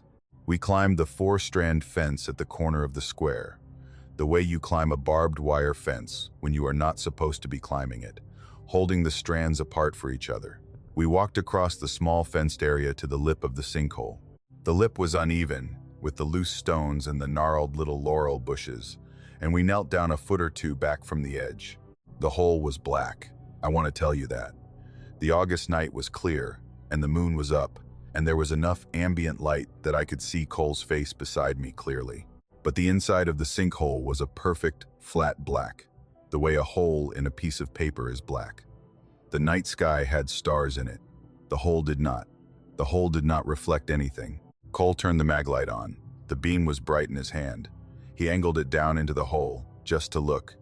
The beam caught the inside walls of the hole for the first 10 feet or so. The walls were rough limestone, ancient, weathered, with the same old patina as the boulders around the farm. Below 10 feet, the beam stopped catching anything. It just kept going down into the dark. We could see the cone of the light, but it did not light up any walls past that depth, because the hole had widened out below us, in a way that was hard to make sense of from the lip. The walls, whatever shape they took, were beyond the reach of our light. Cole started lowering the rope. He paid it out slowly, hand over hand, the way you do when you are trying to do something carefully. The maglite swung gently below us at the end of the rope. We watched the beam descend. 10 feet, 20 feet, 30 feet. The beam was getting smaller as it went down, the way a flashlight beam gets smaller with distance, but it was still bright, still sharp. At 40 feet, I noticed something I want you to remember. The flashlight had stopped swinging. The rope had no twist in it. We had not given it any twist when we lowered it. But by 40 feet, the maglite had stopped its small natural swing entirely and was hanging perfectly still on the end of the rope, as if it had passed into air that was not moving at all. The air at the lip, where Cole and I were kneeling, was a normal August air, with the small breeze of a hot summer night moving across our faces. The air at 40 feet, where the flashlight hung, was something else. Cole kept paying out the rope. 50 feet, 60 feet. The walls of the hole, which we had still been able to faintly glimpse at 20 feet, were no longer visible at all. The flashlight was hanging in pure dark. We could see its beam pointing down. We could see the small, bright disk of its lens. We could not see anything around it. There was no floor, There was no wall. The beam was lighting up nothing, because there was nothing within its reach to light up. 70 feet. I do not want to overstate this part. I want to be careful and accurate. At about 75 feet down, the flashlight beam, which had been pointing straight down the whole time, started to slowly, very slowly, drift to one side. Not as if the rope were swinging. The rope was perfectly still. The flashlight was rotating, slowly, on its own axis at the end of the rope, as if a hand, somewhere down there, had reached up and turned it. Cole stopped paying out the rope. He looked at me. I looked at him. Neither of us spoke. We held our position for what was probably 10 seconds.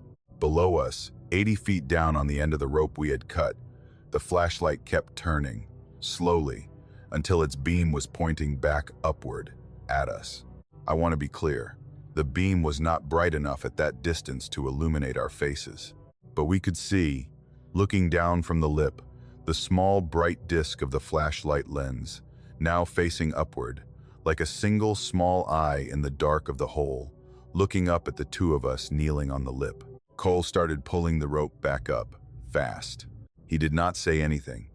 He pulled hand over hand as fast as he could, and I helped him, and the rope came up cool from inside the hole, and the flashlight came up still pointing upward as it rose. And when the maglite cleared the lip and Cole grabbed it, the rope was still coiling on the ground around us, in a tangled mess that we did not bother to neaten up. He held the flashlight in his hand. The beam, when he had it level, was no longer bright. It was dim. It was a faint orange, the color a flashlight gets when its batteries are nearly dead. We had put fresh D-cells in it less than an hour earlier. The lens of the maglite was cracked. There was a long, fine fracture running across the glass that had not been there when we had set out from the kitchen. The metal of the flashlight body was warm in his hand, warmer than the August night, warmer than it should have been from being lit up for 2 minutes inside a hole. And there was a smell. I have spent 35 years trying to describe that smell. I cannot. It was not the smell of decay. It was not the smell of stagnant water. It was not the smell of rotten meat or sulfur or old eggs or any of the other smells you might expect from a deep hole in the ground. It was, the closest I can come, the smell of a long-closed room, the smell of a place that has been sealed up for a very long time and has been breathed in by something patient.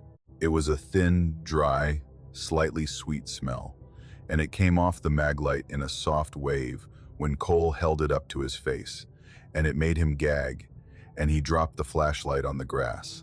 We climbed out of the fenced square. We left the flashlight where it had fallen. We left the rope coiled around it.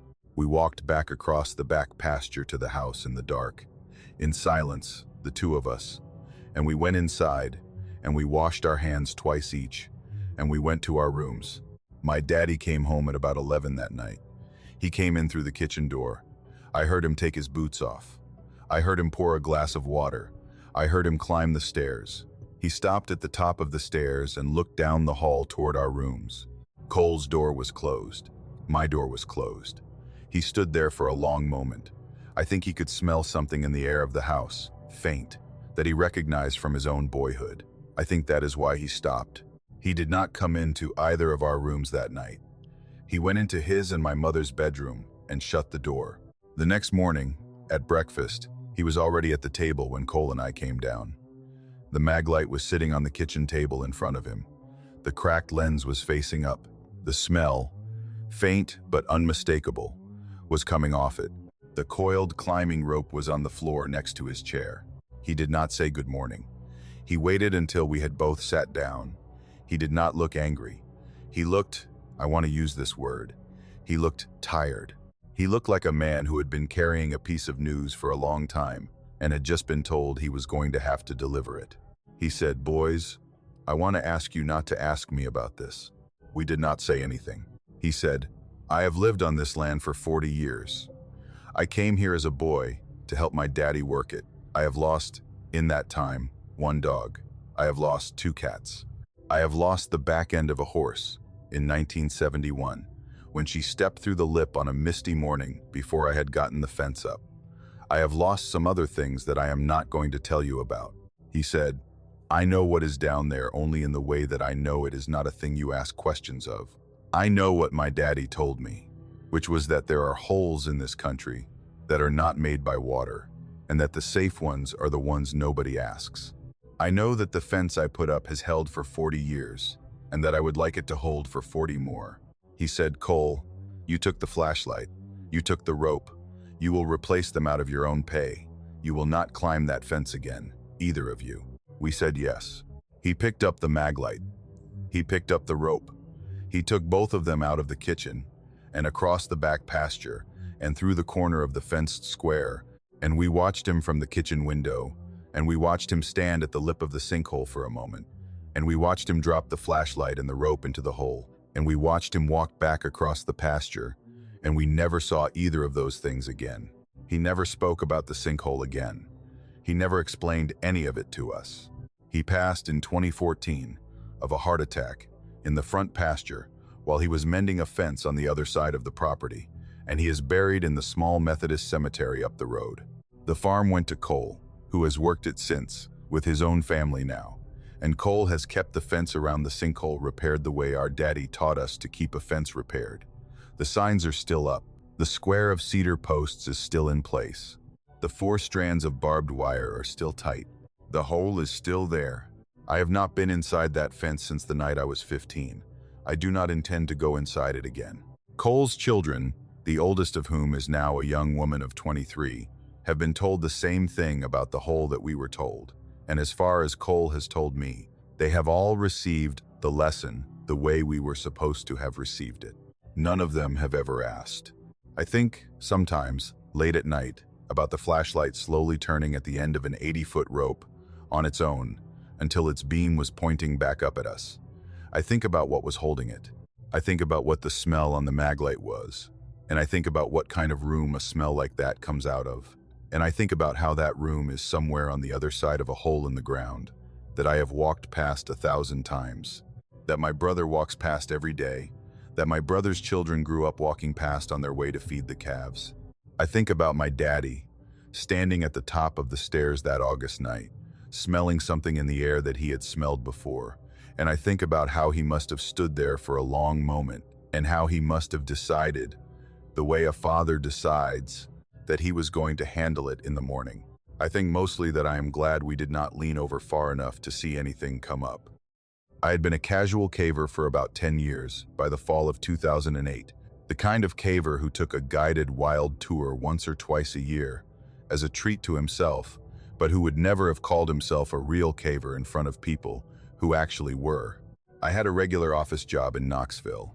I lived alone in a small apartment near the university. I was 36 that fall, recently divorced, and I had been making a habit of taking long weekends by myself in the mountains, doing the kinds of things I had not made time for during my marriage. The Wild Cave Tour was meant to be one of those weekends.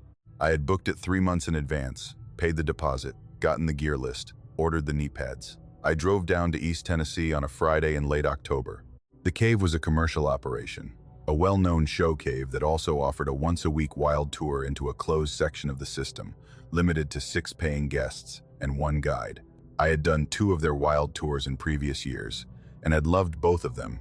I checked into a small motel in town that Friday night. The tour was scheduled for 9 the next morning. I got there at 8:30, parked in the gravel lot, and went into the visitor center, where the woman at the desk, a friendly, heavy-set woman named Donna, who had been the desk attendant on my previous tours, checked me in. There were 5 other people on the tour that morning. A retired couple from Ohio, in their late 60s, named Walt and Marjorie. 2 college girls from Vanderbilt who had come up together for the weekend, named Isabel and Hannah. And a single man in his early 40s, a nature photographer from Atlanta named Ben, who had brought a small waterproof camera and was hoping to get some shots in the lower formations. We sat together in the lobby, and we made small talk, and we drank the bad coffee from the pot on the side table. We waited for our guide. The guide came out of the back office at 5 minutes before 9. He was a young man, maybe 25, with a friendly open face and a soft Knoxville accent that I recognized immediately because I had grown up half an hour from him. He introduced himself as Clayton. He was thin, in good shape, with dark hair cut short, and a small scar on his chin that I noticed because I have a similar scar from a bicycle accident when I was a boy. He shook each of our hands. He went through the safety briefing with the easy competence of somebody who had given it many times. He checked our gear. He distributed helmets and headlamps. He talked us through what to do if we got separated, which was to stay where we were and keep our headlamps on and wait. He took us into the cave at 9:15. The first part of the tour was through the public sections of the cave, lit by the tour lights, on the same paved walkway the regular tour used. Clayton walked us through quickly, pointing out highlights as he went, explaining that we were going to bypass most of the developed sections and head straight to the wild areas. After about 15 minutes, we reached a metal door set into the rock at the back of the largest public chamber. Clayton unlocked the door with a key from his belt. He held it open for us. We filed through into a narrow passage that was no longer lit, where our headlamps became our only light. He locked the door behind us. I want to tell you about Clayton as a guide, because what happened later did not match what kind of guide he was. He was excellent. He was attentive. He stopped frequently to make sure all 6 of us were keeping up. He told stories about the cave's history. He pointed out specific formations and named them and explained how they had formed. He pointed out the small features that less skilled guides miss: the fossil shells in the limestone walls, the cave salamanders, the size of a thumb, the small white spiders that lived in cracks. He was, plainly, in love with the cave. He talked about the early explorers who had mapped the system in the 1920s. He talked about a particular caver in the 1960s, a woman who had spent more time in the cave than anybody else on record, who had eventually written a small self-published book about it that Clayton said he kept on his shelf at home. We walked for about 1.25 miles, slowly, with frequent stops, into the lower wild section of the cave. The passage descended steadily, with a small stream running along the floor, and the formations got more elaborate as we went. Clayton brought us, eventually, into a large chamber that he said was the turnaround point of the tour. The chamber was beautiful. The ceiling was 30 feet high. The walls were ringed with old flowstone, layer upon layer, the colors of weak tea and pale yellow. A small column of pure white calcite stood in the center of the chamber, about 3 feet tall. Clayton said the chamber had been the favorite of the woman caver from the 1960s. He said she had named it the Quiet Place. He gathered us in a loose circle near the column. He said, "All right, this is the part where I ask you to do something." He said, "I would like all of you to turn off your headlamps. I would like us to experience full cave darkness together. It is one of the things you can only do down here. We will do it for 1 minute. I will count it out. I will tell you when to turn your lamps back on." We had all expected this. It was a standard part of any cave tour. We agreed. I want you to remember the order we were standing in. I was on the left side of the circle. To my left was Walt, the older man from Ohio. To his left was Marjorie. Then the 2 college girls, Isabel and Hannah. Then Ben, the photographer. Clayton was standing across from me, on the other side of the circle, between Ben and Walt, with the column of white calcite between us. There were 7 of us, including him, 6 guests and 1 guide. Clayton said, "All right, turning off lamps in 3, 2, 1. We turned off our lamps. The dark in a deep cave is a kind of dark you do not experience anywhere else in your life. It is not the dark of a room with the lights off. It is not the dark of a moonless night. It is a complete absence of light, total, the kind your eyes do not adjust to because there is nothing for them to adjust to. The only sound was the small dripping of water somewhere on the far wall. The only sensation was the cool air on our faces. We stood like that for what Clayton had said would be 1 minute. He counted out loud, slowly, the way he had said he would. I remember his voice clearly. He said, 20 seconds. He said 30 seconds. He said 40 seconds. He said 50 seconds. He said, "All right, 10 seconds left." And then, at exactly 60 seconds, he said, "All right, everyone, lamps back on." I turned my headlamp on at the same moment everybody else turned theirs on. The chamber lit up in the spreading white cones of 6 headlamps. Clayton was not there. I want to be precise about what I saw. Walt and Marjorie were where they had been. Isabel and Hannah were where they had been. Ben was where he had been. The column of white calcite was where it had been. The chamber was the same chamber. But the spot where Clayton had been standing, between Ben and Walt was empty. He was not on the floor. He was not slumped over. He was not anywhere. He was simply not in the chamber. I turned my lamp slowly around the chamber, the beam catching the walls and the ceiling. He was not in the chamber. The chamber had only one entrance, the passage we had come down to reach it, and Clayton had not gone past us. We would have heard him. We would have seen the movement of his lamp. He had been counting until the moment we turned our lamps on. Walt said, quietly, "Where did the boy go?"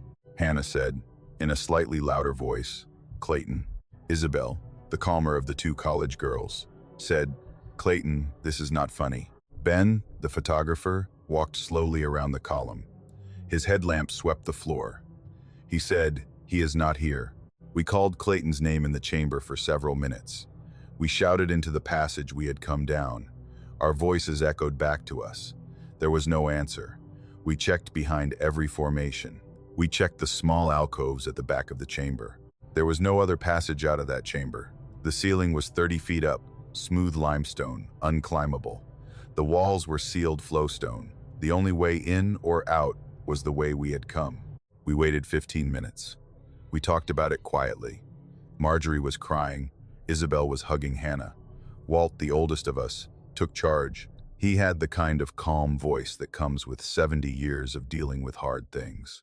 He said, "All right, listen. We need to walk back out. Whatever has happened, the right thing for us to do is not to stay down here arguing." He said, "We know the way we came in. We have all of our lamps. We will walk back, slowly, together. We will report this at the visitor center. They have search and rescue." He said, Clayton would not want us to wait for him. He would want us to get out. We walked. The walkout took about an hour and 20 minutes. Walt led. I brought up the rear. We walked slowly. We watched for any sign of Clayton. There was none. The passage we had come down was the same passage we walked back up. We did not pass any side branches. We did not see any movement. We did not hear any voices. The only sound was our own breathing and our boots on the cave floor. We reached the metal door. It was still locked. Walt called out several times. Nobody answered from the other side. The door had been locked from the public chamber side. We did not have a key. Walt and I started pounding on the door with our fists, calling for help. After about 10 minutes of this, we heard footsteps on the other side. A maintenance worker opened the door, a man named Tony, who I had seen on a previous tour. He was confused to see us. He had not been told anybody was waiting on the other side. He let us through. We walked through the public sections of the cave, past the regular tour route, and we came out into the visitor center lobby. Donna was at the desk. She looked up when we came in. Her face was friendly at first, then puzzled, then, as she counted us, frightened. She said, "Where is your guide?" Walt explained, calmly, what had happened. He did it in plain language. We had been on the wild tour. Our guide had been a young man named Clayton. We had reached the turnaround chamber. We had turned off our lamps for 1 minute. When we had turned them back on, Clayton had been gone. We had searched the chamber. We had walked out. Donna's face changed as Walt was speaking. She did not say anything. She typed something into her computer. She picked up a phone and called somebody in the back office. 2 minutes later, the manager came out. He was a man in his 50s named Roy, who had been the manager for as long as I had been coming to the cave. He looked at the 6 of us. He looked at Donna. He said, in a careful voice, "What was the guide's name?" Walt said, "Clayton." Roy was quiet for a long moment. Then he said, "Can you describe him?" Walt did, so did the rest of us. We described him together. 25, thin, dark, short hair, small scar on his chin, soft Knoxville accent, polite, knowledgeable, friendly. We described his clothes, his boots, the way he had spoken. We described the keys on his belt, which was a detail Hannah remembered, because the keys had jingled when he walked. Roy stood there. He did not say anything. Donna had her hand over her mouth. Roy turned back to the computer. He pulled up the schedule. He turned the screen so we could see it. The schedule for that morning's wild tour listed one guide. The guide's name was Beth Hadley. The notes next to her name said, "No show." There was no Clayton on the schedule. There was no Clayton on the staff list. Roy scrolled through the active employees. There was no Clayton anywhere in the system. "Donna," finally, said Roy. She said his name very softly. Roy held up his hand. He told us, in a calm voice, that there had been a mistake somewhere, that he was going to call search and rescue, and that he needed all of us to sit down and have water and wait. He took us into the small staff break room. He brought us bottles of water. He had Donna take all our names and phone numbers. He told us we were not in any trouble, that nobody thought we had done anything wrong, that he just needed our information for the search. Search and rescue arrived within 40 minutes. They searched the cave for 3 days. They mapped every accessible passage off the route we had taken. They went into the turnaround chamber. They went into every side branch. They had divers in the deeper pools. They did not find Clayton. They did not find Beth Hadley either, which I learned later. But Beth Hadley turned up 2 days into the search at her sister's house in Memphis, where she had driven on Friday night after a fight with her boyfriend without telling anybody at work. She had not been in the cave at all that morning. The cave company never gave us a formal answer. They refunded our tour fees. They offered each of us a free admission to the show cave at any time in the future, which I have not used. Walt and Marjorie went home to Ohio. Isabel and Hannah went back to Vanderbilt. Ben went back to Atlanta. I drove back to Knoxville on Sunday afternoon, alone, and I sat in my apartment that evening with a glass of bourbon, and I tried to make sense of any of it. I did not learn what had happened, in the only way I have come to understand it, until almost 5 months later. In March of 2009, I was in the basement of the Knoxville Public Library, looking through the microfilm archive of an East Tennessee newspaper for a research project I was helping with at work. I was paging through 1,994 issues, searching for unrelated articles, when I came across a small headline on a back page of a June issue. It said Goudet lost in show cave flood. I read the article. It said that on a Saturday afternoon in June of 1994, a sudden thunderstorm had moved over the area and had dropped several inches of rain in less than an hour. A wild cave tour had been in progress at the time. The tour group, 6 guests and 1 guide, had been in a low crawl in the lower section of the cave when the stream had risen rapidly. 5 guests and the guide had made it through the crawl back to safer ground. 1 guest had been swept into a side passage and lost briefly before being recovered downstream by the others. The guide had gone back to find the missing guest and had been swept further into the system before any of them could reach him. The other guide on duty had led the guests out. Search and rescue had been called. The body of the guide had not been recovered. The article gave the guide's name. It was Clayton. The article gave his last name, which I am not going to write here. It said he was 25 years old. It said he had been working at the cave for 11 months. It said he had been a recent graduate of UT Knoxville with a degree in geology. It said he was survived by his parents, a younger sister, and a fiancé. It included a small photograph at the bottom of the column. The photograph was a yearbook-style headshot. It showed a young man with a friendly open face, dark short hair cut close, a small scar on his chin. I sat in front of the microfilm reader for a long time. I did not call the cave company. I did not call any of the other people from my tour. I have not been back to that cave. Ben, the photographer from Atlanta, did call me about a year later, in early 2010, to tell me that he had developed his roll of film from that morning, the one he had hoped to use for the lower formations, and that none of the photographs he had taken in the chamber where we had turned off our lamps had come out. The film for that part of the roll was blank. The shots from the passages on the way in and on the way out were fine. He asked me, very carefully, whether I had figured anything out. I told him what I had read in the newspaper. He was quiet for a long time. Then he thanked me. He said he had been wondering. He said he was glad to know. I think about Clayton. I think about him often. I think about a young man who had loved a cave and who had died in it, in a flash flood, going back to find a guest who had been swept away. I think about how he had been 25 and had a fiancé and a younger sister. I think about how his body had never been recovered, which means, in some way, that he is still down there. And I think about how, every once in a while, when conditions are right, he finds a tour group that needs a guide, and he leads them through the same route he must have led groups through hundreds of times when he was alive. And he tells the stories he loved telling, and he points out the formations that meant the most to him. And at the turnaround point, in the chamber, a woman caver from the 60s had named the quiet place. He asks them to turn off their lamps for 1 minute. I think he uses that minute to leave. I think he counts it out the way he had been trained to count it out, and at the end of it, he is gone. Not because he wants to disappear on his guests, because he has gotten them to the turnaround point, because that is the part of his job he can still finish, and because the rest of his shift, the part where he was supposed to lead them back out, is the part he never got to do, and never will. I hope his guests have always made it out. The 5 of us did, in October of 2008. We made it out because Walt was a good man, and because we had all listened to Clayton when he told us, in the safety briefing, what to do if we got separated. He had been a good guide. He had given us what we needed to get home without him. I do not know if that comforts him, wherever he is. I hope it does.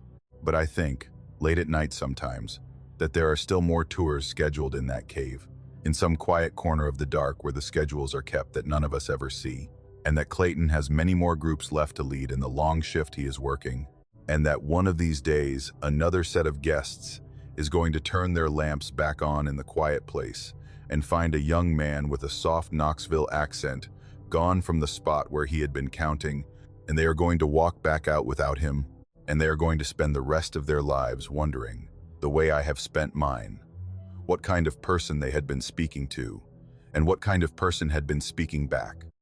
In the spring of 2014, I was 38 years old and working as a junior partner in a small consulting firm out of Charleston, West Virginia, that specialized in cave assessments for commercial development. We did not do many jobs a year. The work required a particular set of skills, technical caving experience plus enough geology background to write a report a county planning office could actually use. And there were maybe a dozen people in the southern Appalachians who did what we did. Most of our work was for state parks or established show caves looking to expand. But a few times a year we got a call from a private property owner who had a wild cave on their land and who wanted to know whether it could be developed into a commercial attraction. Those private contracts paid the best because they were speculative, and because the owners almost always had more money than sense, and because the work involved more risk than the public contracts. I had done 6 or 7 of them by 2014. The contract that April came from a man named Garland Hatfield, who owned about 300 acres of mostly wooded land in a rural part of West Virginia, in a county I am not going to name in this account. Garland was in his late 50s, a heavy-set man with a graying beard and a voice that had been shaped by a life of yelling across the kinds of distances people yell across when they live on 300 acres. He had inherited the land from his father in 2009. The land had a wild cave on it that the local people called Hatfield Hole, which was not its real name, and which Garland was hoping, if our assessment came out positive, to rebrand into something more marketable. He had been thinking about this project for about 3 years. He had hired our firm because somebody had given him a recommendation. He was paying us a flat fee, plus expenses for a 3-day site visit, with the understanding that if our report was favorable, we would be the firm of choice for the engineering phase. I drove out with my partner, a man named Charles Rubin, who went by Rubin to everybody, on a Tuesday morning in mid-April. Rubin was older than me by about 10 years, a former Army Ranger who had gotten into caving after he had gotten out of the service, and who had spent the last 15 years building up the kind of vertical caving experience that made him one of the best people I knew to have on the rope above you. He was calm. He was methodical. He did not get rattled. He also did not particularly believe in anything he could not measure with a tool, which had been useful in our line of work. When I tell you that what happened in that cave changed Rubin, I want you to understand the kind of man he was before it changed him. We met Garland at his house. He fed us coffee and a heavy country breakfast at his kitchen table while he talked about his vision for the cave. He saw it as a destination tourist attraction, with guided tours, a gift shop, a small restaurant, maybe even a few small cabins. He had a binder full of printed photographs of other show caves. He had been doing his research. He was excited in the way people are excited when they have been thinking about something alone for years and are finally telling somebody else about it. We listened. We took notes. We asked the questions you ask, about water rights, about previous geological work, about access roads, about insurance. Around 10 in the morning, we drove with him out across his property to the cave. The opening was on the side of a wooded hillside, at the back of a pasture that ran along a small creek. Garland had cleared a small staging area in front of the opening and had laid down a gravel pad. The opening itself was about 6 feet wide and 4 feet high, set into the base of a low limestone outcrop. The opening had been gated with a heavy iron grate, the kind state parks use to keep people out of dangerous caves, and Garland had the key. He unlocked the gate while we unloaded our gear from his pickup truck. We had brought the full kit: vertical rope, helmets, lamps, backup lamps, hand and foot ascenders, a rack for descending, survey gear, a first aid kit, a throw bag with 150 feet of webbing in case we needed to rig something we had not anticipated. Ruben checked every piece of gear twice, the way he always did. I checked every piece once, the way I always did. We were ready by about 10:30. The first part of the cave was a low crawl, maybe 40 feet, that opened into a small antechamber. From the antechamber, the cave dropped into a vertical shaft. The shaft, according to Garland's notes from a previous amateur survey, was 60 feet deep and opened at the bottom into a passage that had never been fully explored because nobody local had wanted to descend it. Garland's plan, if the cave proved suitable, was to install a stair system in the shaft and to develop the lower passage as the centerpiece of the tour. Our job that day was to descend the shaft, walk the lower passage, and bring back a preliminary assessment. We rigged a single rope, a 120-foot static line, from a heavy bolt anchor that previous explorers had set into the rock at the lip of the shaft. Ruben checked the bolt. The bolt was solid. The rock around it was good. We set up a redirect to keep the rope away from a slight rub point about 10 feet down. We went over our communication signals one more time. Ruben was going to belay from the top. I was going to descend first. I clipped into the rope. I checked my rack. I checked my ascenders. I leaned back over the lip of the shaft and started my descent. The shaft was a beautiful piece of cave. The walls were limestone, banded, water-worn smooth in places and rough in others, with the slow, elegant grooves that vertical water leaves over centuries. There was a thin film of water running down one side of the shaft from a small seep, and the air was cool and damp, the way the air in vertical shafts always is.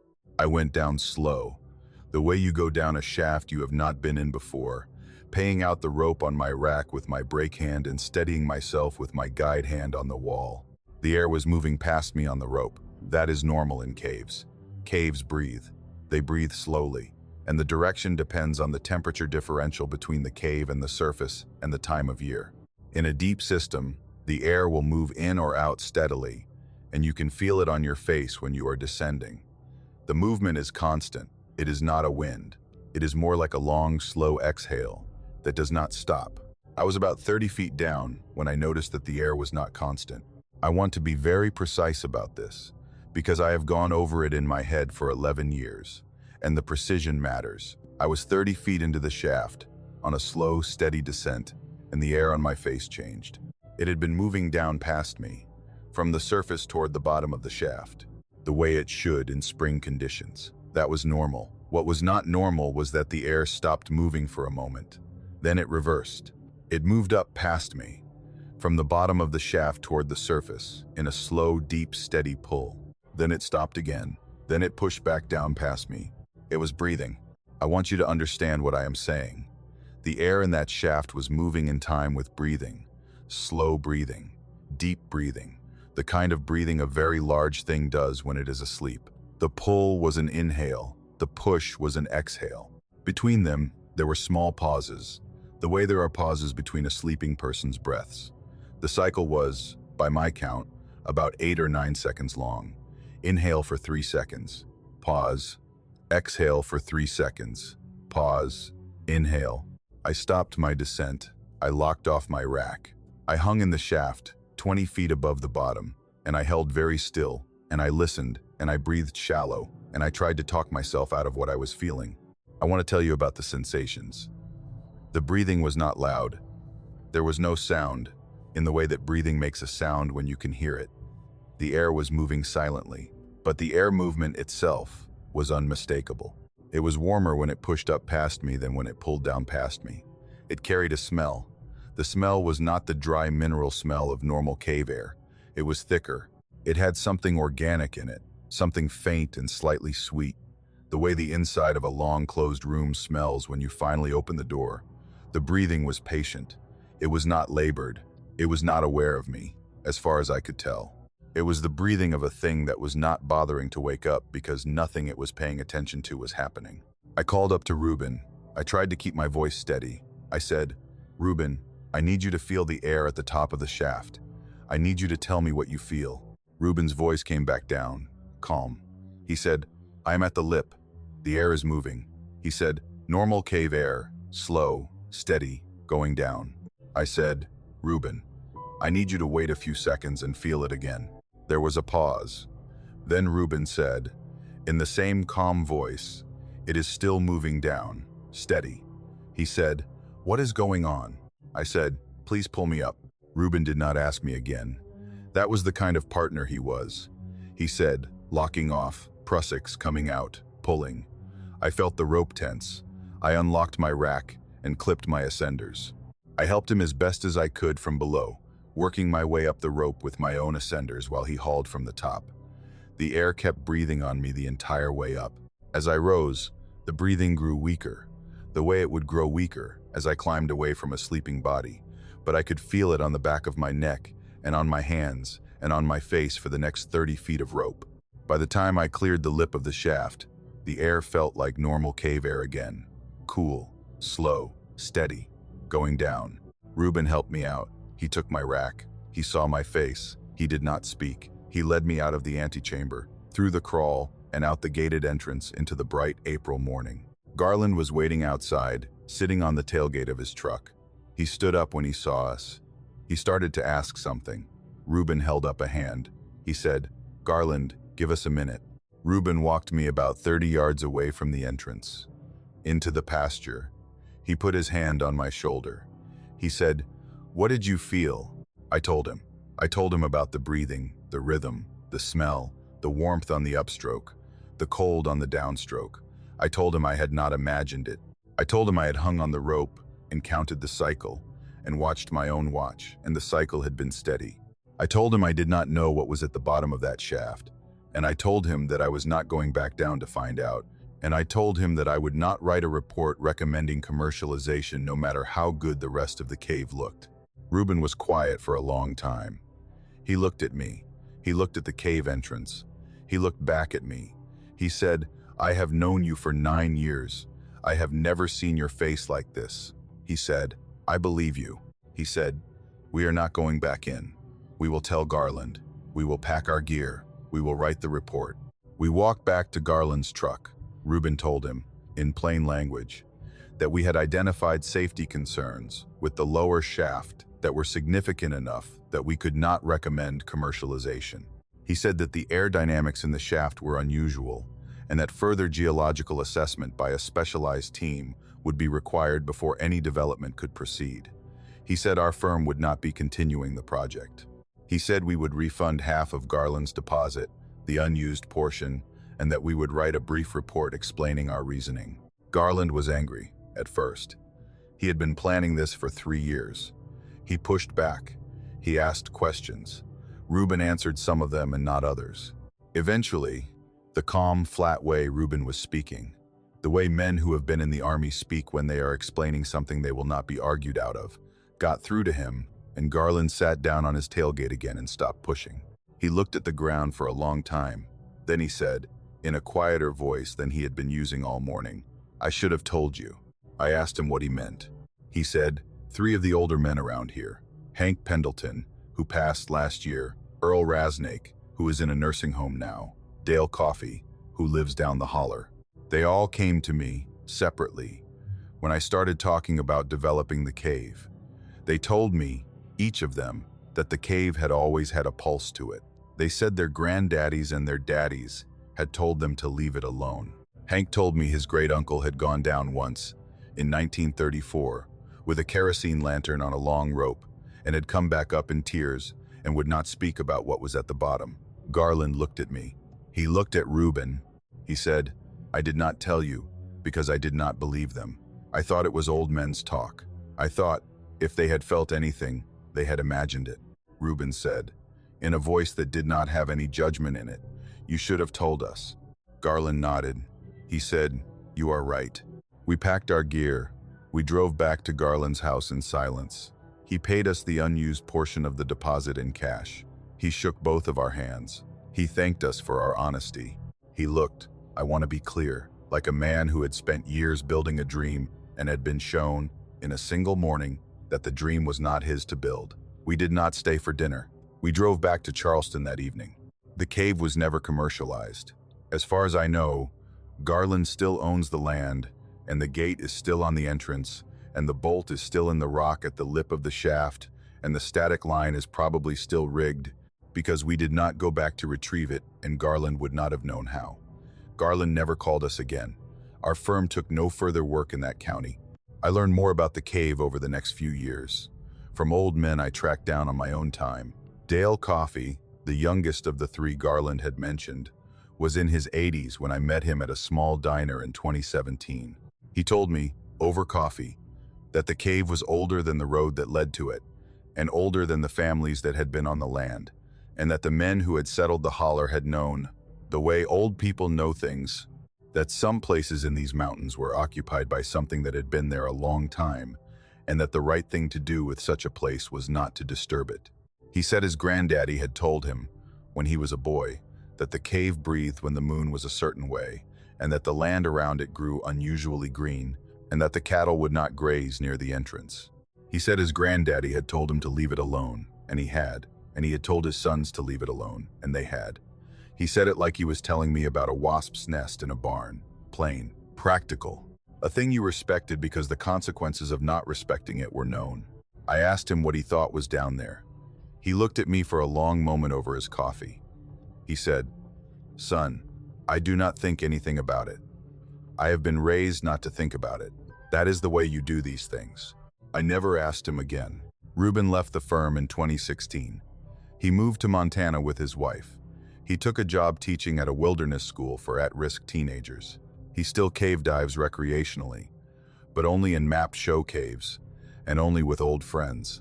He has never gone vertical again. We talk on the phone a few times a year. We do not talk about that morning in 2014. He has not, as far as I know, told the story to anybody else. I have not been in a vertical shaft since. I am still in the consulting business, but I do horizontal work only now. I have refused 3 contracts in the last 10 years that involve vertical work in caves I could not get good prior data on. I have lost some money because of it. I have not lost any sleep because of it. I think about that breathing every once in a while. I think about how patient it was. I think about how it had not been awake.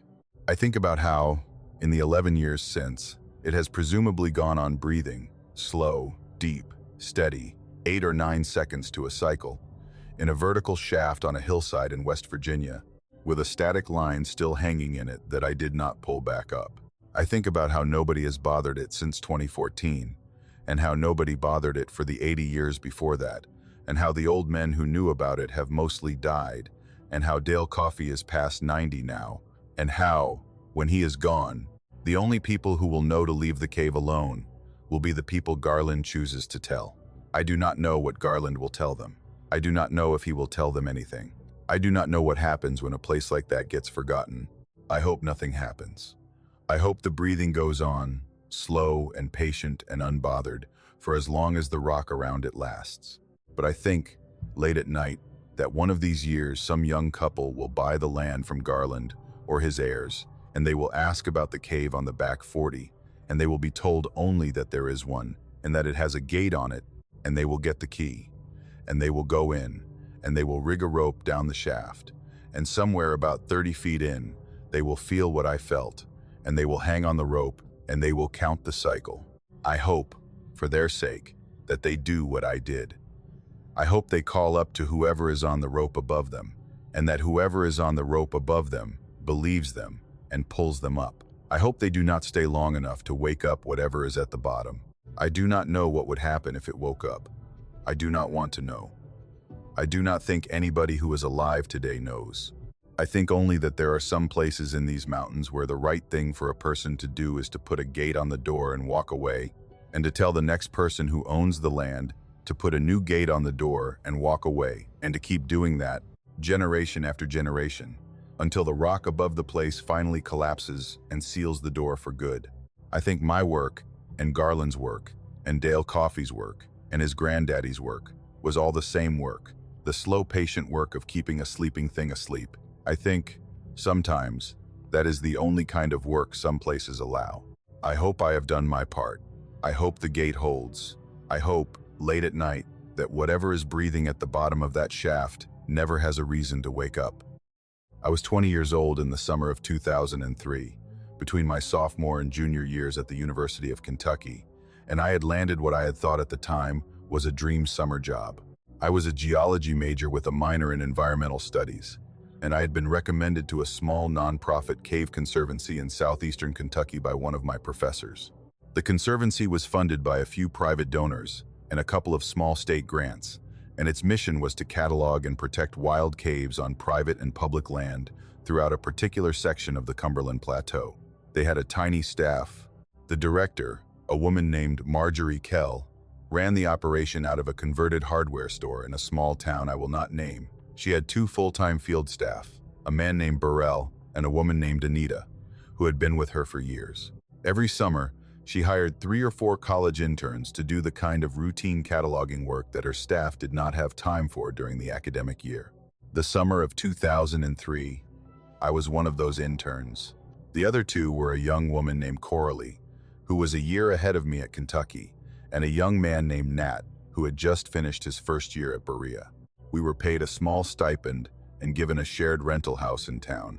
Our job was to drive out to wild caves on the Conservancy's master list, document their current condition, photograph their entrances and any obvious internal features, and update the Conservancy's database with our findings. The list had about 100 caves on it. We were expected to get through at least 60 over the course of the summer. We worked in pairs or groups of 3, depending on the difficulty of the site. We almost always finished by late afternoon and were back at the rental house by dinner. The work was not glamorous.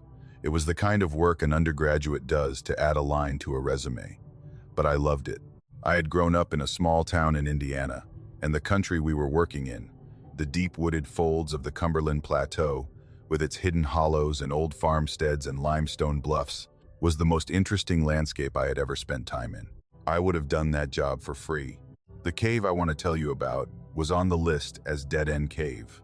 It was on a piece of Forest Service land, in a remote section of one of the larger national forests in that part of the country, accessible by a logging road that had not been maintained since the late 90s. The Conservancy's notes on the cave were sparse.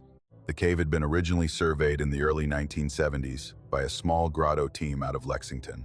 They had named it Dead End because the main passage terminated, 600 feet in a flat wall of solid limestone, with no continuation, no squeeze, no crack large enough to push past.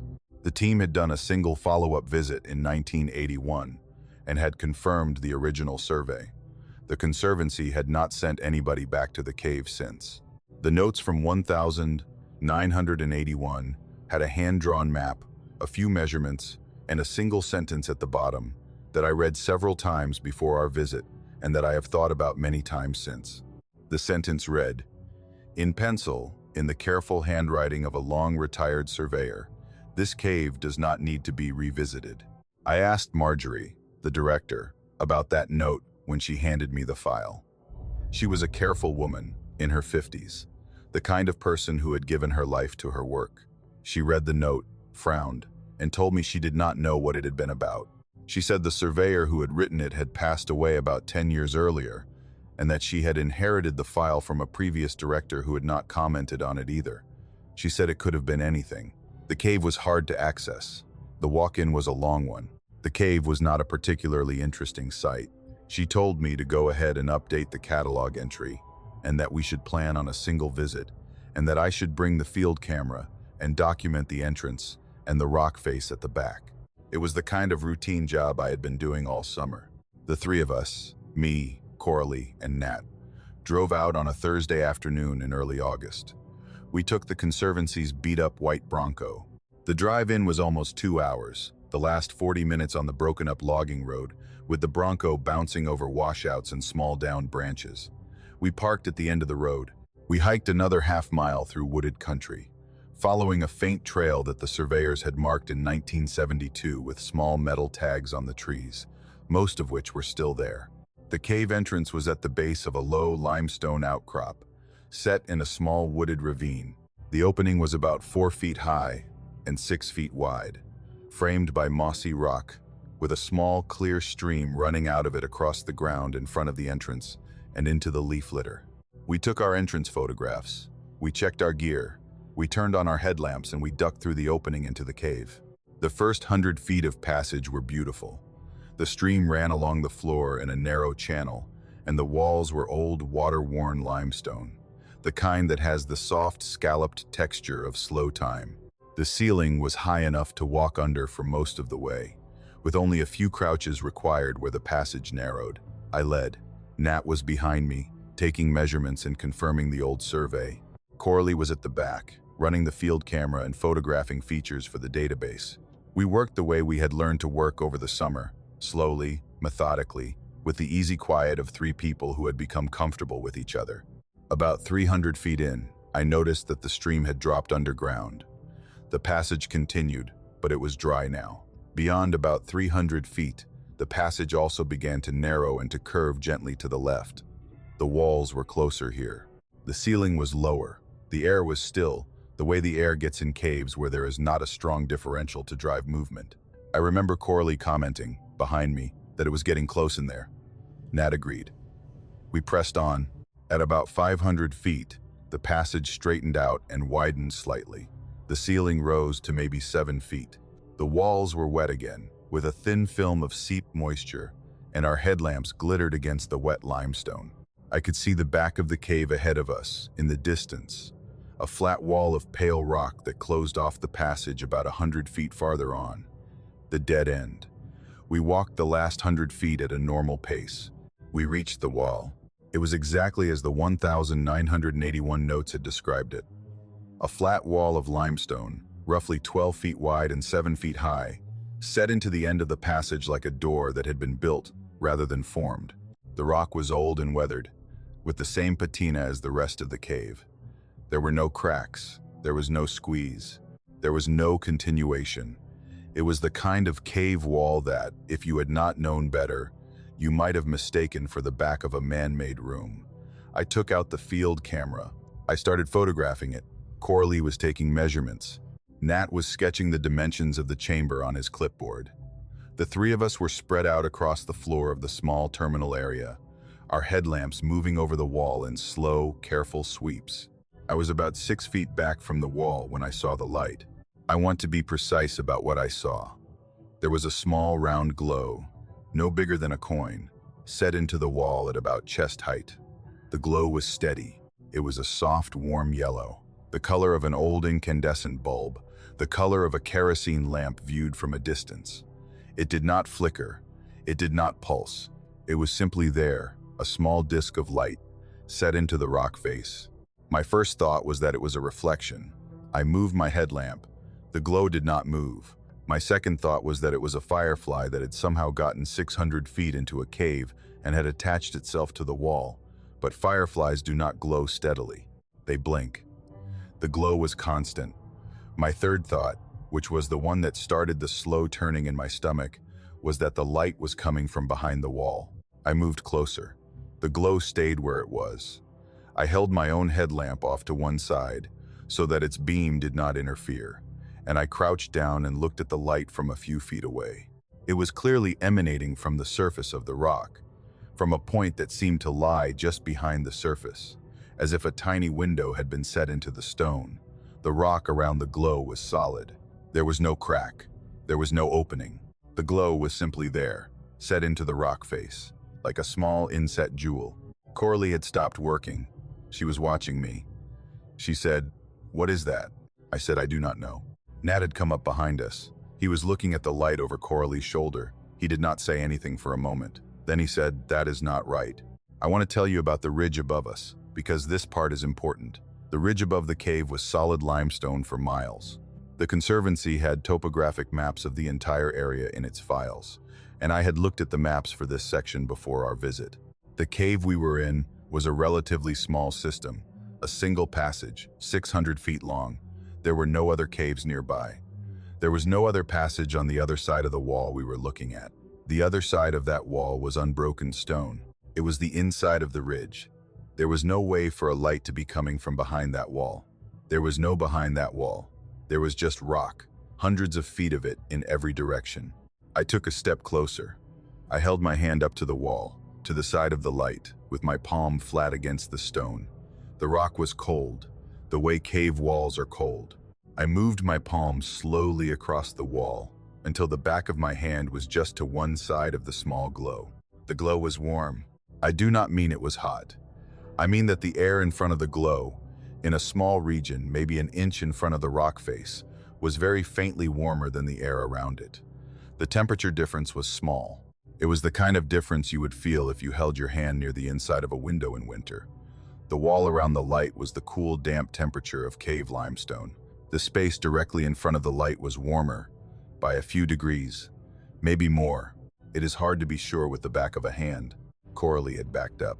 I heard her boots scuff on the cave floor, she said, in a voice that was tight in a way I had not heard from her all summer. We have to leave. I did not move. I was staring at the light. I want to be honest with you about this. I was not afraid yet, not the way I should have been. I was a 20-year-old geology major, and I was looking at something that did not match any explanation I had been trained to use.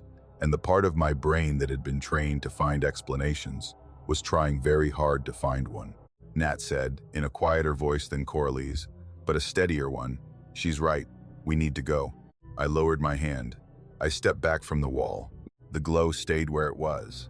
I want to tell you about the next thing I noticed, because it has stayed with me longer than the warmth on my hand. As I stepped back, I caught a small movement behind the glow. Not in the glow, behind it, as if, in the small window of light set into the rock, something on the other side had passed across it and changed the quality of the light very briefly. The glow had not flickered. It had been momentarily, partially, occluded. The way light coming through a doorway will dim for an instant when somebody walks past it on the other side. I said, in a voice that did not sound entirely like mine. "Did you see that?" Coralie said, "See what?" I did not answer her. I am not sure what I would have said. We were already turning to leave. We walked out faster than we had walked in. We did not speak. We did not stop to take additional photographs. Nat had his clipboard pressed against his chest. Coralie had the camera bag held tight in one hand. I led, the way I had led on the way in, but I was walking faster, and I could feel my own heart in my throat. And I could feel, behind me, the small, steady, warm yellow light, 600 feet back, not following us, just being where it was, the way it had been when we had walked in, the way it had probably been long before any of us had been born. We came out of the cave entrance into the late afternoon sun. The summer woods were normal. The stream was running. Birds were calling. Nat walked over to a tree and sat down on a root and put his head between his knees. Coralie sat down on a rock and lit a cigarette, and I had not known until that moment that she smoked. I stood at the entrance to the cave, looking back into it, and I tried to make my hands stop shaking. We hiked back to the Bronco. We drove back to town. We did not talk much in the truck. When we got back to the rental house, Nat went into his room and closed the door. Coralie poured herself a glass of bourbon from the bottle one of us had bought weeks earlier and had hardly touched.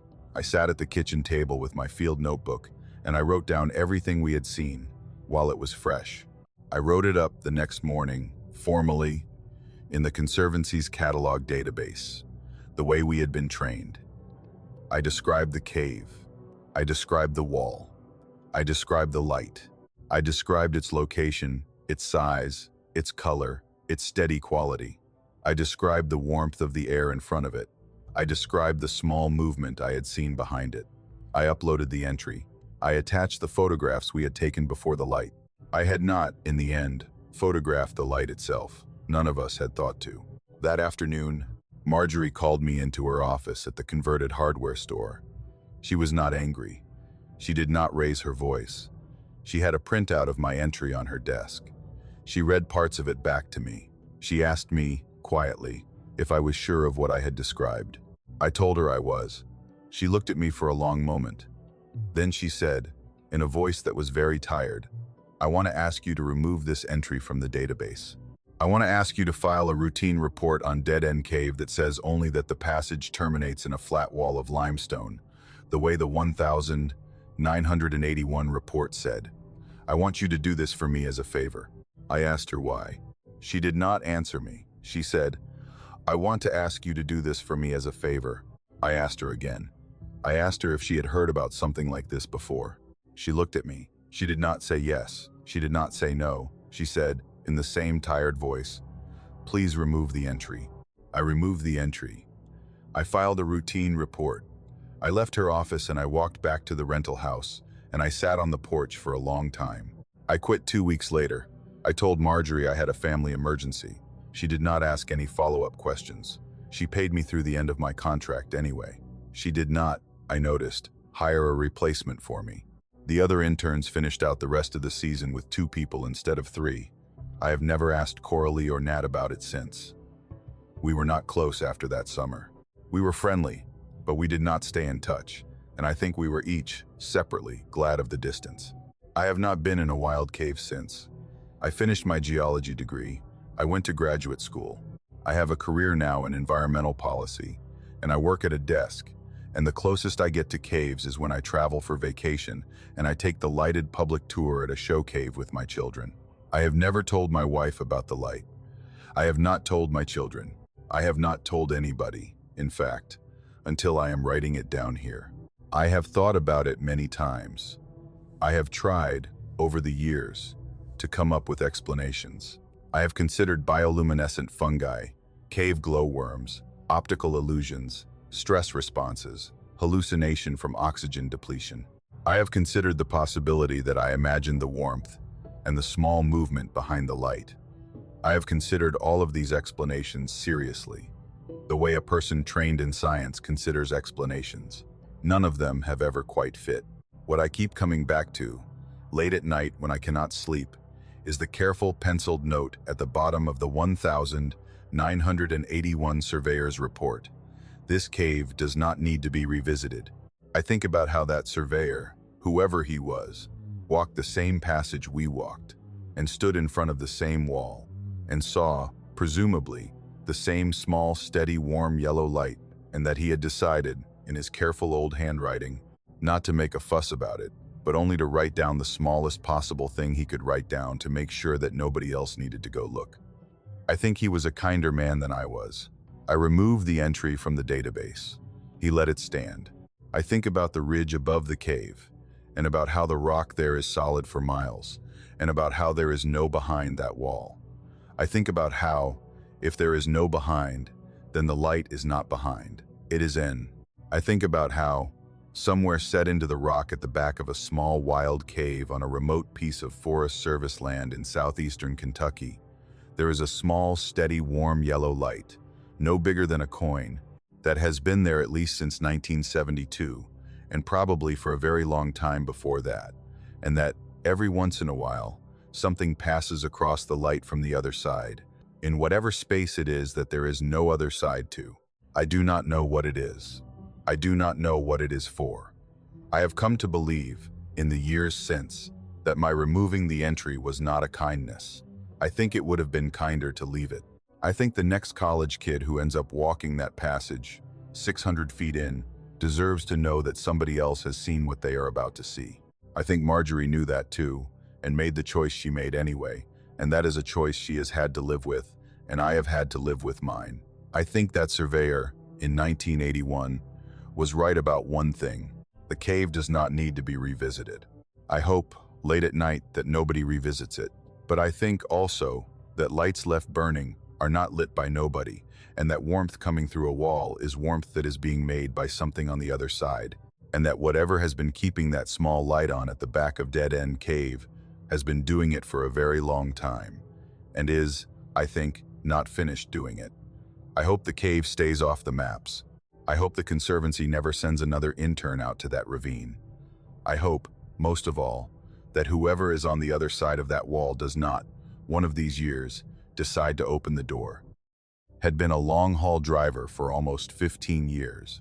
In the winter of 2013, running mostly the eastern corridor between the Carolinas and Ohio for a mid-size freight company out of Charlotte. I was 46 years old. I had two grown sons in the Army, a wife of 23 years named Linda, who worked as a school secretary in our small town outside Charlotte, and a beagle named Pete, who slept on the foot of our bed. I had been driving the Charlotte to Cincinnati run for almost 8 years by then, 2 or 3 times a month, hauling mostly mixed freight on a route that took me up through the western Carolinas, across a corner of East Tennessee, and into Ohio through the eastern Kentucky hill country. I knew the route, I knew the truck stops, I knew the way stations and which scales were usually open at what hours, and which county sheriffs in Kentucky were patient with truckers and which ones were not. I had settled, by 2013, into the long, quiet rhythm of a driver who has done his route enough times that the road itself becomes a kind of furniture in his life. The shortcut I want to tell you about was an old federal highway that cut through a section of the mountains in eastern Kentucky. The main route my company used ran the interstate the whole way, but the interstate took a long looping arc through the Cumberland Gap and added almost an hour to the run compared to the old highway. The old highway ran more or less straight up through the hills along the path of an even older 19th century road, with a posted speed limit of 55 and the kind of long sweeping grades that a loaded semi can take comfortably if the driver knows what he is doing. I had been taking that shortcut for almost 10 years. My company did not officially endorse it, but they did not officially forbid it either, and most of the senior drivers used it on the Cincinnati run when the weather was clear. I had taken it, by my own count, somewhere between 60 and 80 times. The road had mile markers.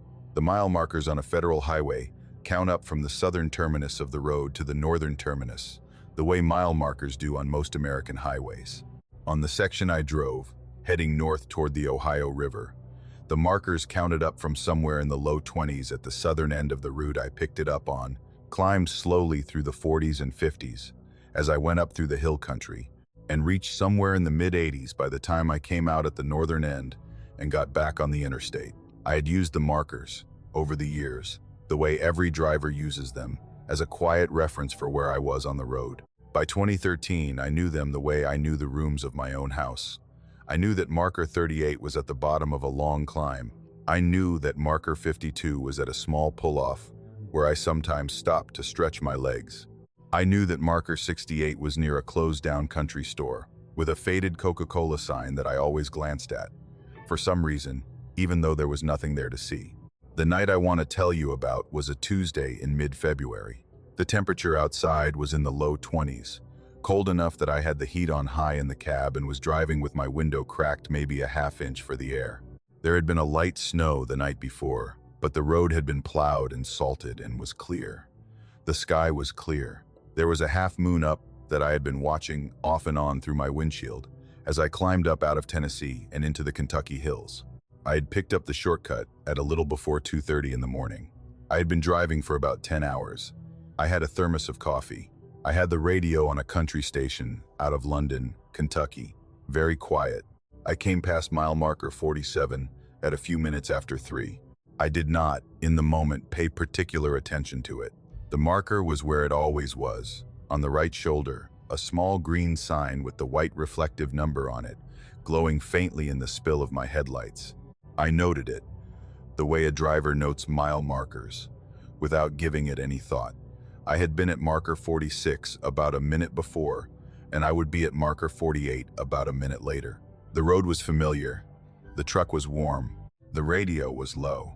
About a minute later, I came past the next marker. I read it without thinking. Then I read it again, because the part of my brain that watches mile markers had registered that something was off. The marker said 46. I had just passed 47. I should have been looking at 48. I told myself, the way you tell yourself things when you are alone in a cab at 3 in the morning and have been driving for 10 hours, that I had misread the previous marker. I had probably seen 45 and read it as 47. The lighting on the markers was not always perfect, and I had been tired, and the human eye is not infallible. I checked my speedometer. I was doing 55, the speed I always did on that road. I checked my mirrors. The road behind me was empty. I checked my fuel gauge, half tank. I told myself I had misread. A minute later, I came past the next marker. It said 45. I sat with my hands on the wheel, and I watched the road in my headlights. The road was the same road. The asphalt was the same asphalt. The shoulders were the same shoulders. The trees on either side were the same kind of bare hardwoods I had been driving past for the last 20 minutes. The road climbed and curved gently the way it always did at that section. The half moon was still in the sky. I could see, over the next ridge, the faint glow of a single radio tower with its red lights blinking the way it always did. A minute later, I came past the next marker. It said 44. I cannot tell you the exact thought that went through my head at that moment, because I'm not sure I had a thought. The part of me that had been driving the truck simply kept driving the truck. The part of me that was watching the markers had gone very still, the way an animal goes still when it senses a thing it does not yet understand. I did not slow down.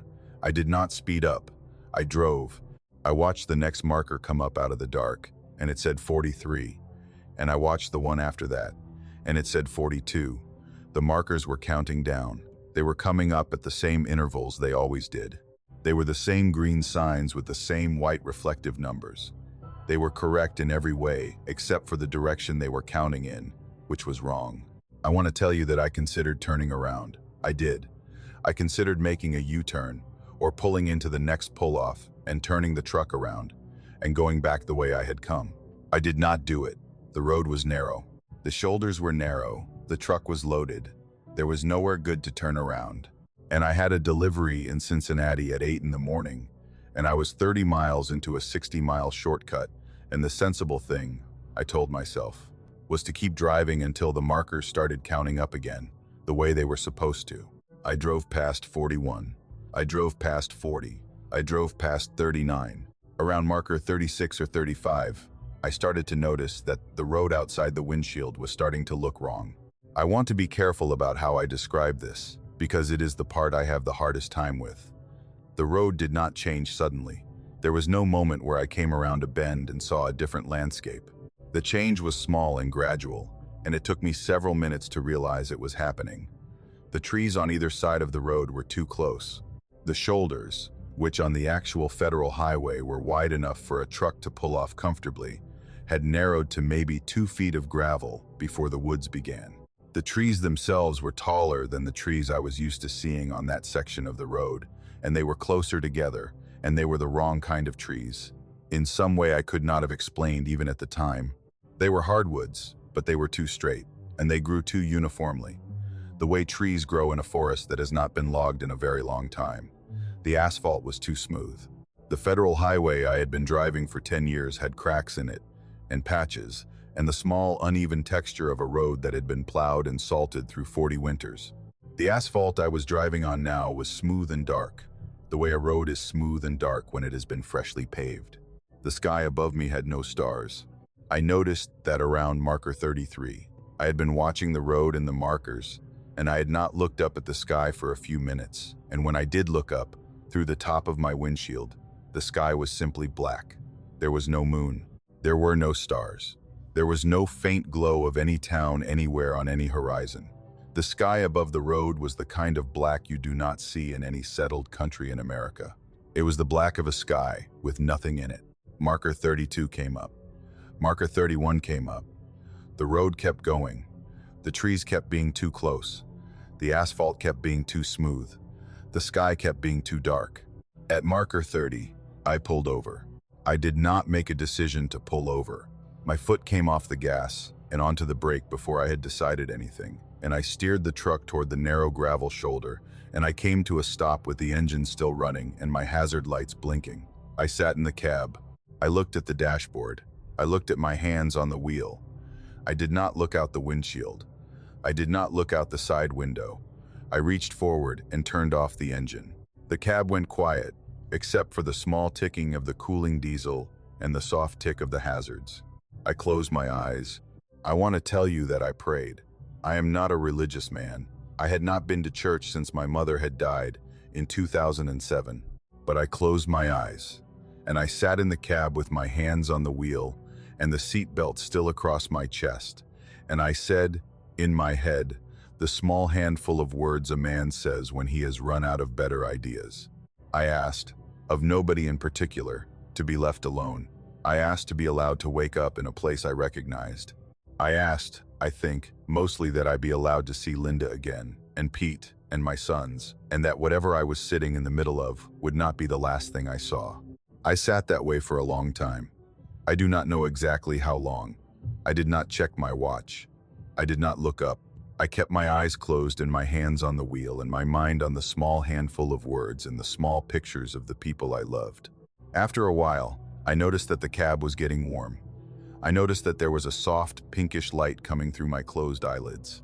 I noticed that there were, somewhere outside, the small, early morning sounds of birds. I opened my eyes. The sun was coming up. The sky over the road in front of me was a pale pink gray with thin streaks of cloud. The half moon was gone. The trees on either side of the road were the bare hardwoods I had been driving past for the last 10 years on that route, with their normal spacing and their normal heights. The asphalt was the cracked and patched asphalt of a federal highway in eastern Kentucky in February. The shoulders were wide. There were small drifts of dirty snow along the edges of the gravel. There were 2 crows in a tree, about 50 feet ahead of me, calling back and forth.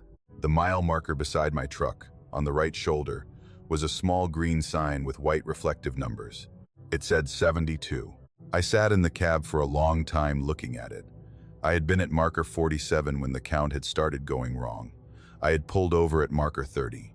The marker beside me said 72, 42 miles up the road from where I had stopped. The sun was up. My watch said it was a little before 7 in the morning. I had pulled over a few minutes after 3. I started the engine. I put the truck in drive. I pulled back out onto the road. I drove the rest of the way to Cincinnati. I made my delivery at 8. The dispatcher at the receiving warehouse told me I looked like hell. I told him I had not slept well. He gave me a cup of coffee and let me sit in his break room for a while before I started the run back. I have not taken that shortcut again. I drove the Charlotte to Cincinnati run for another 4 years, until I retired from long haul in 2017. And I took the interstate every single time, the long looping arc through the Cumberland Gap, even though it added an hour to the run. My dispatcher noticed. He asked me about it once. I told him I had gotten cautious in my old age. He let it go. He was a decent man. I have not told Linda. I have not told my sons. I have told one person, a man named Roy McAfee, who had been a senior driver at our company for 30 years and who retired the year before I did. We had a beer together at his retirement party. Roy is the kind of man who, after 30 years of long haul, has a face that does not surprise easily. He listened to my story. He drank his beer. When I was done, he set the beer down, and he looked at me, and he said, in his slow Carolina voice, that he had taken that shortcut for years too, and that he had stopped taking it sometime in the late 90s. And that he did not, when I asked him why, want to talk about it. He said he was glad I was all right. He said he hoped I had stopped taking it for good. I have. I do not know what road I was on between marker 47 and marker 30. I know it was not the road I had been driving for 15 years. I know that for 45 minutes, on a Tuesday morning in February of 2013, I was driving on a road that counted backwards, under a sky with no stars, between trees that were too close, on asphalt that was too smooth, and that the only thing I did right was to pull over and close my eyes and wait for the sun to come up.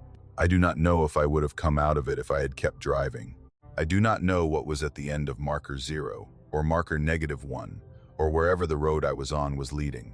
I do not know whether the road is still there on certain nights between marker 47 and marker 30, waiting for the next driver who has been doing his route long enough to stop paying attention. I am 61 years old now. I am retired.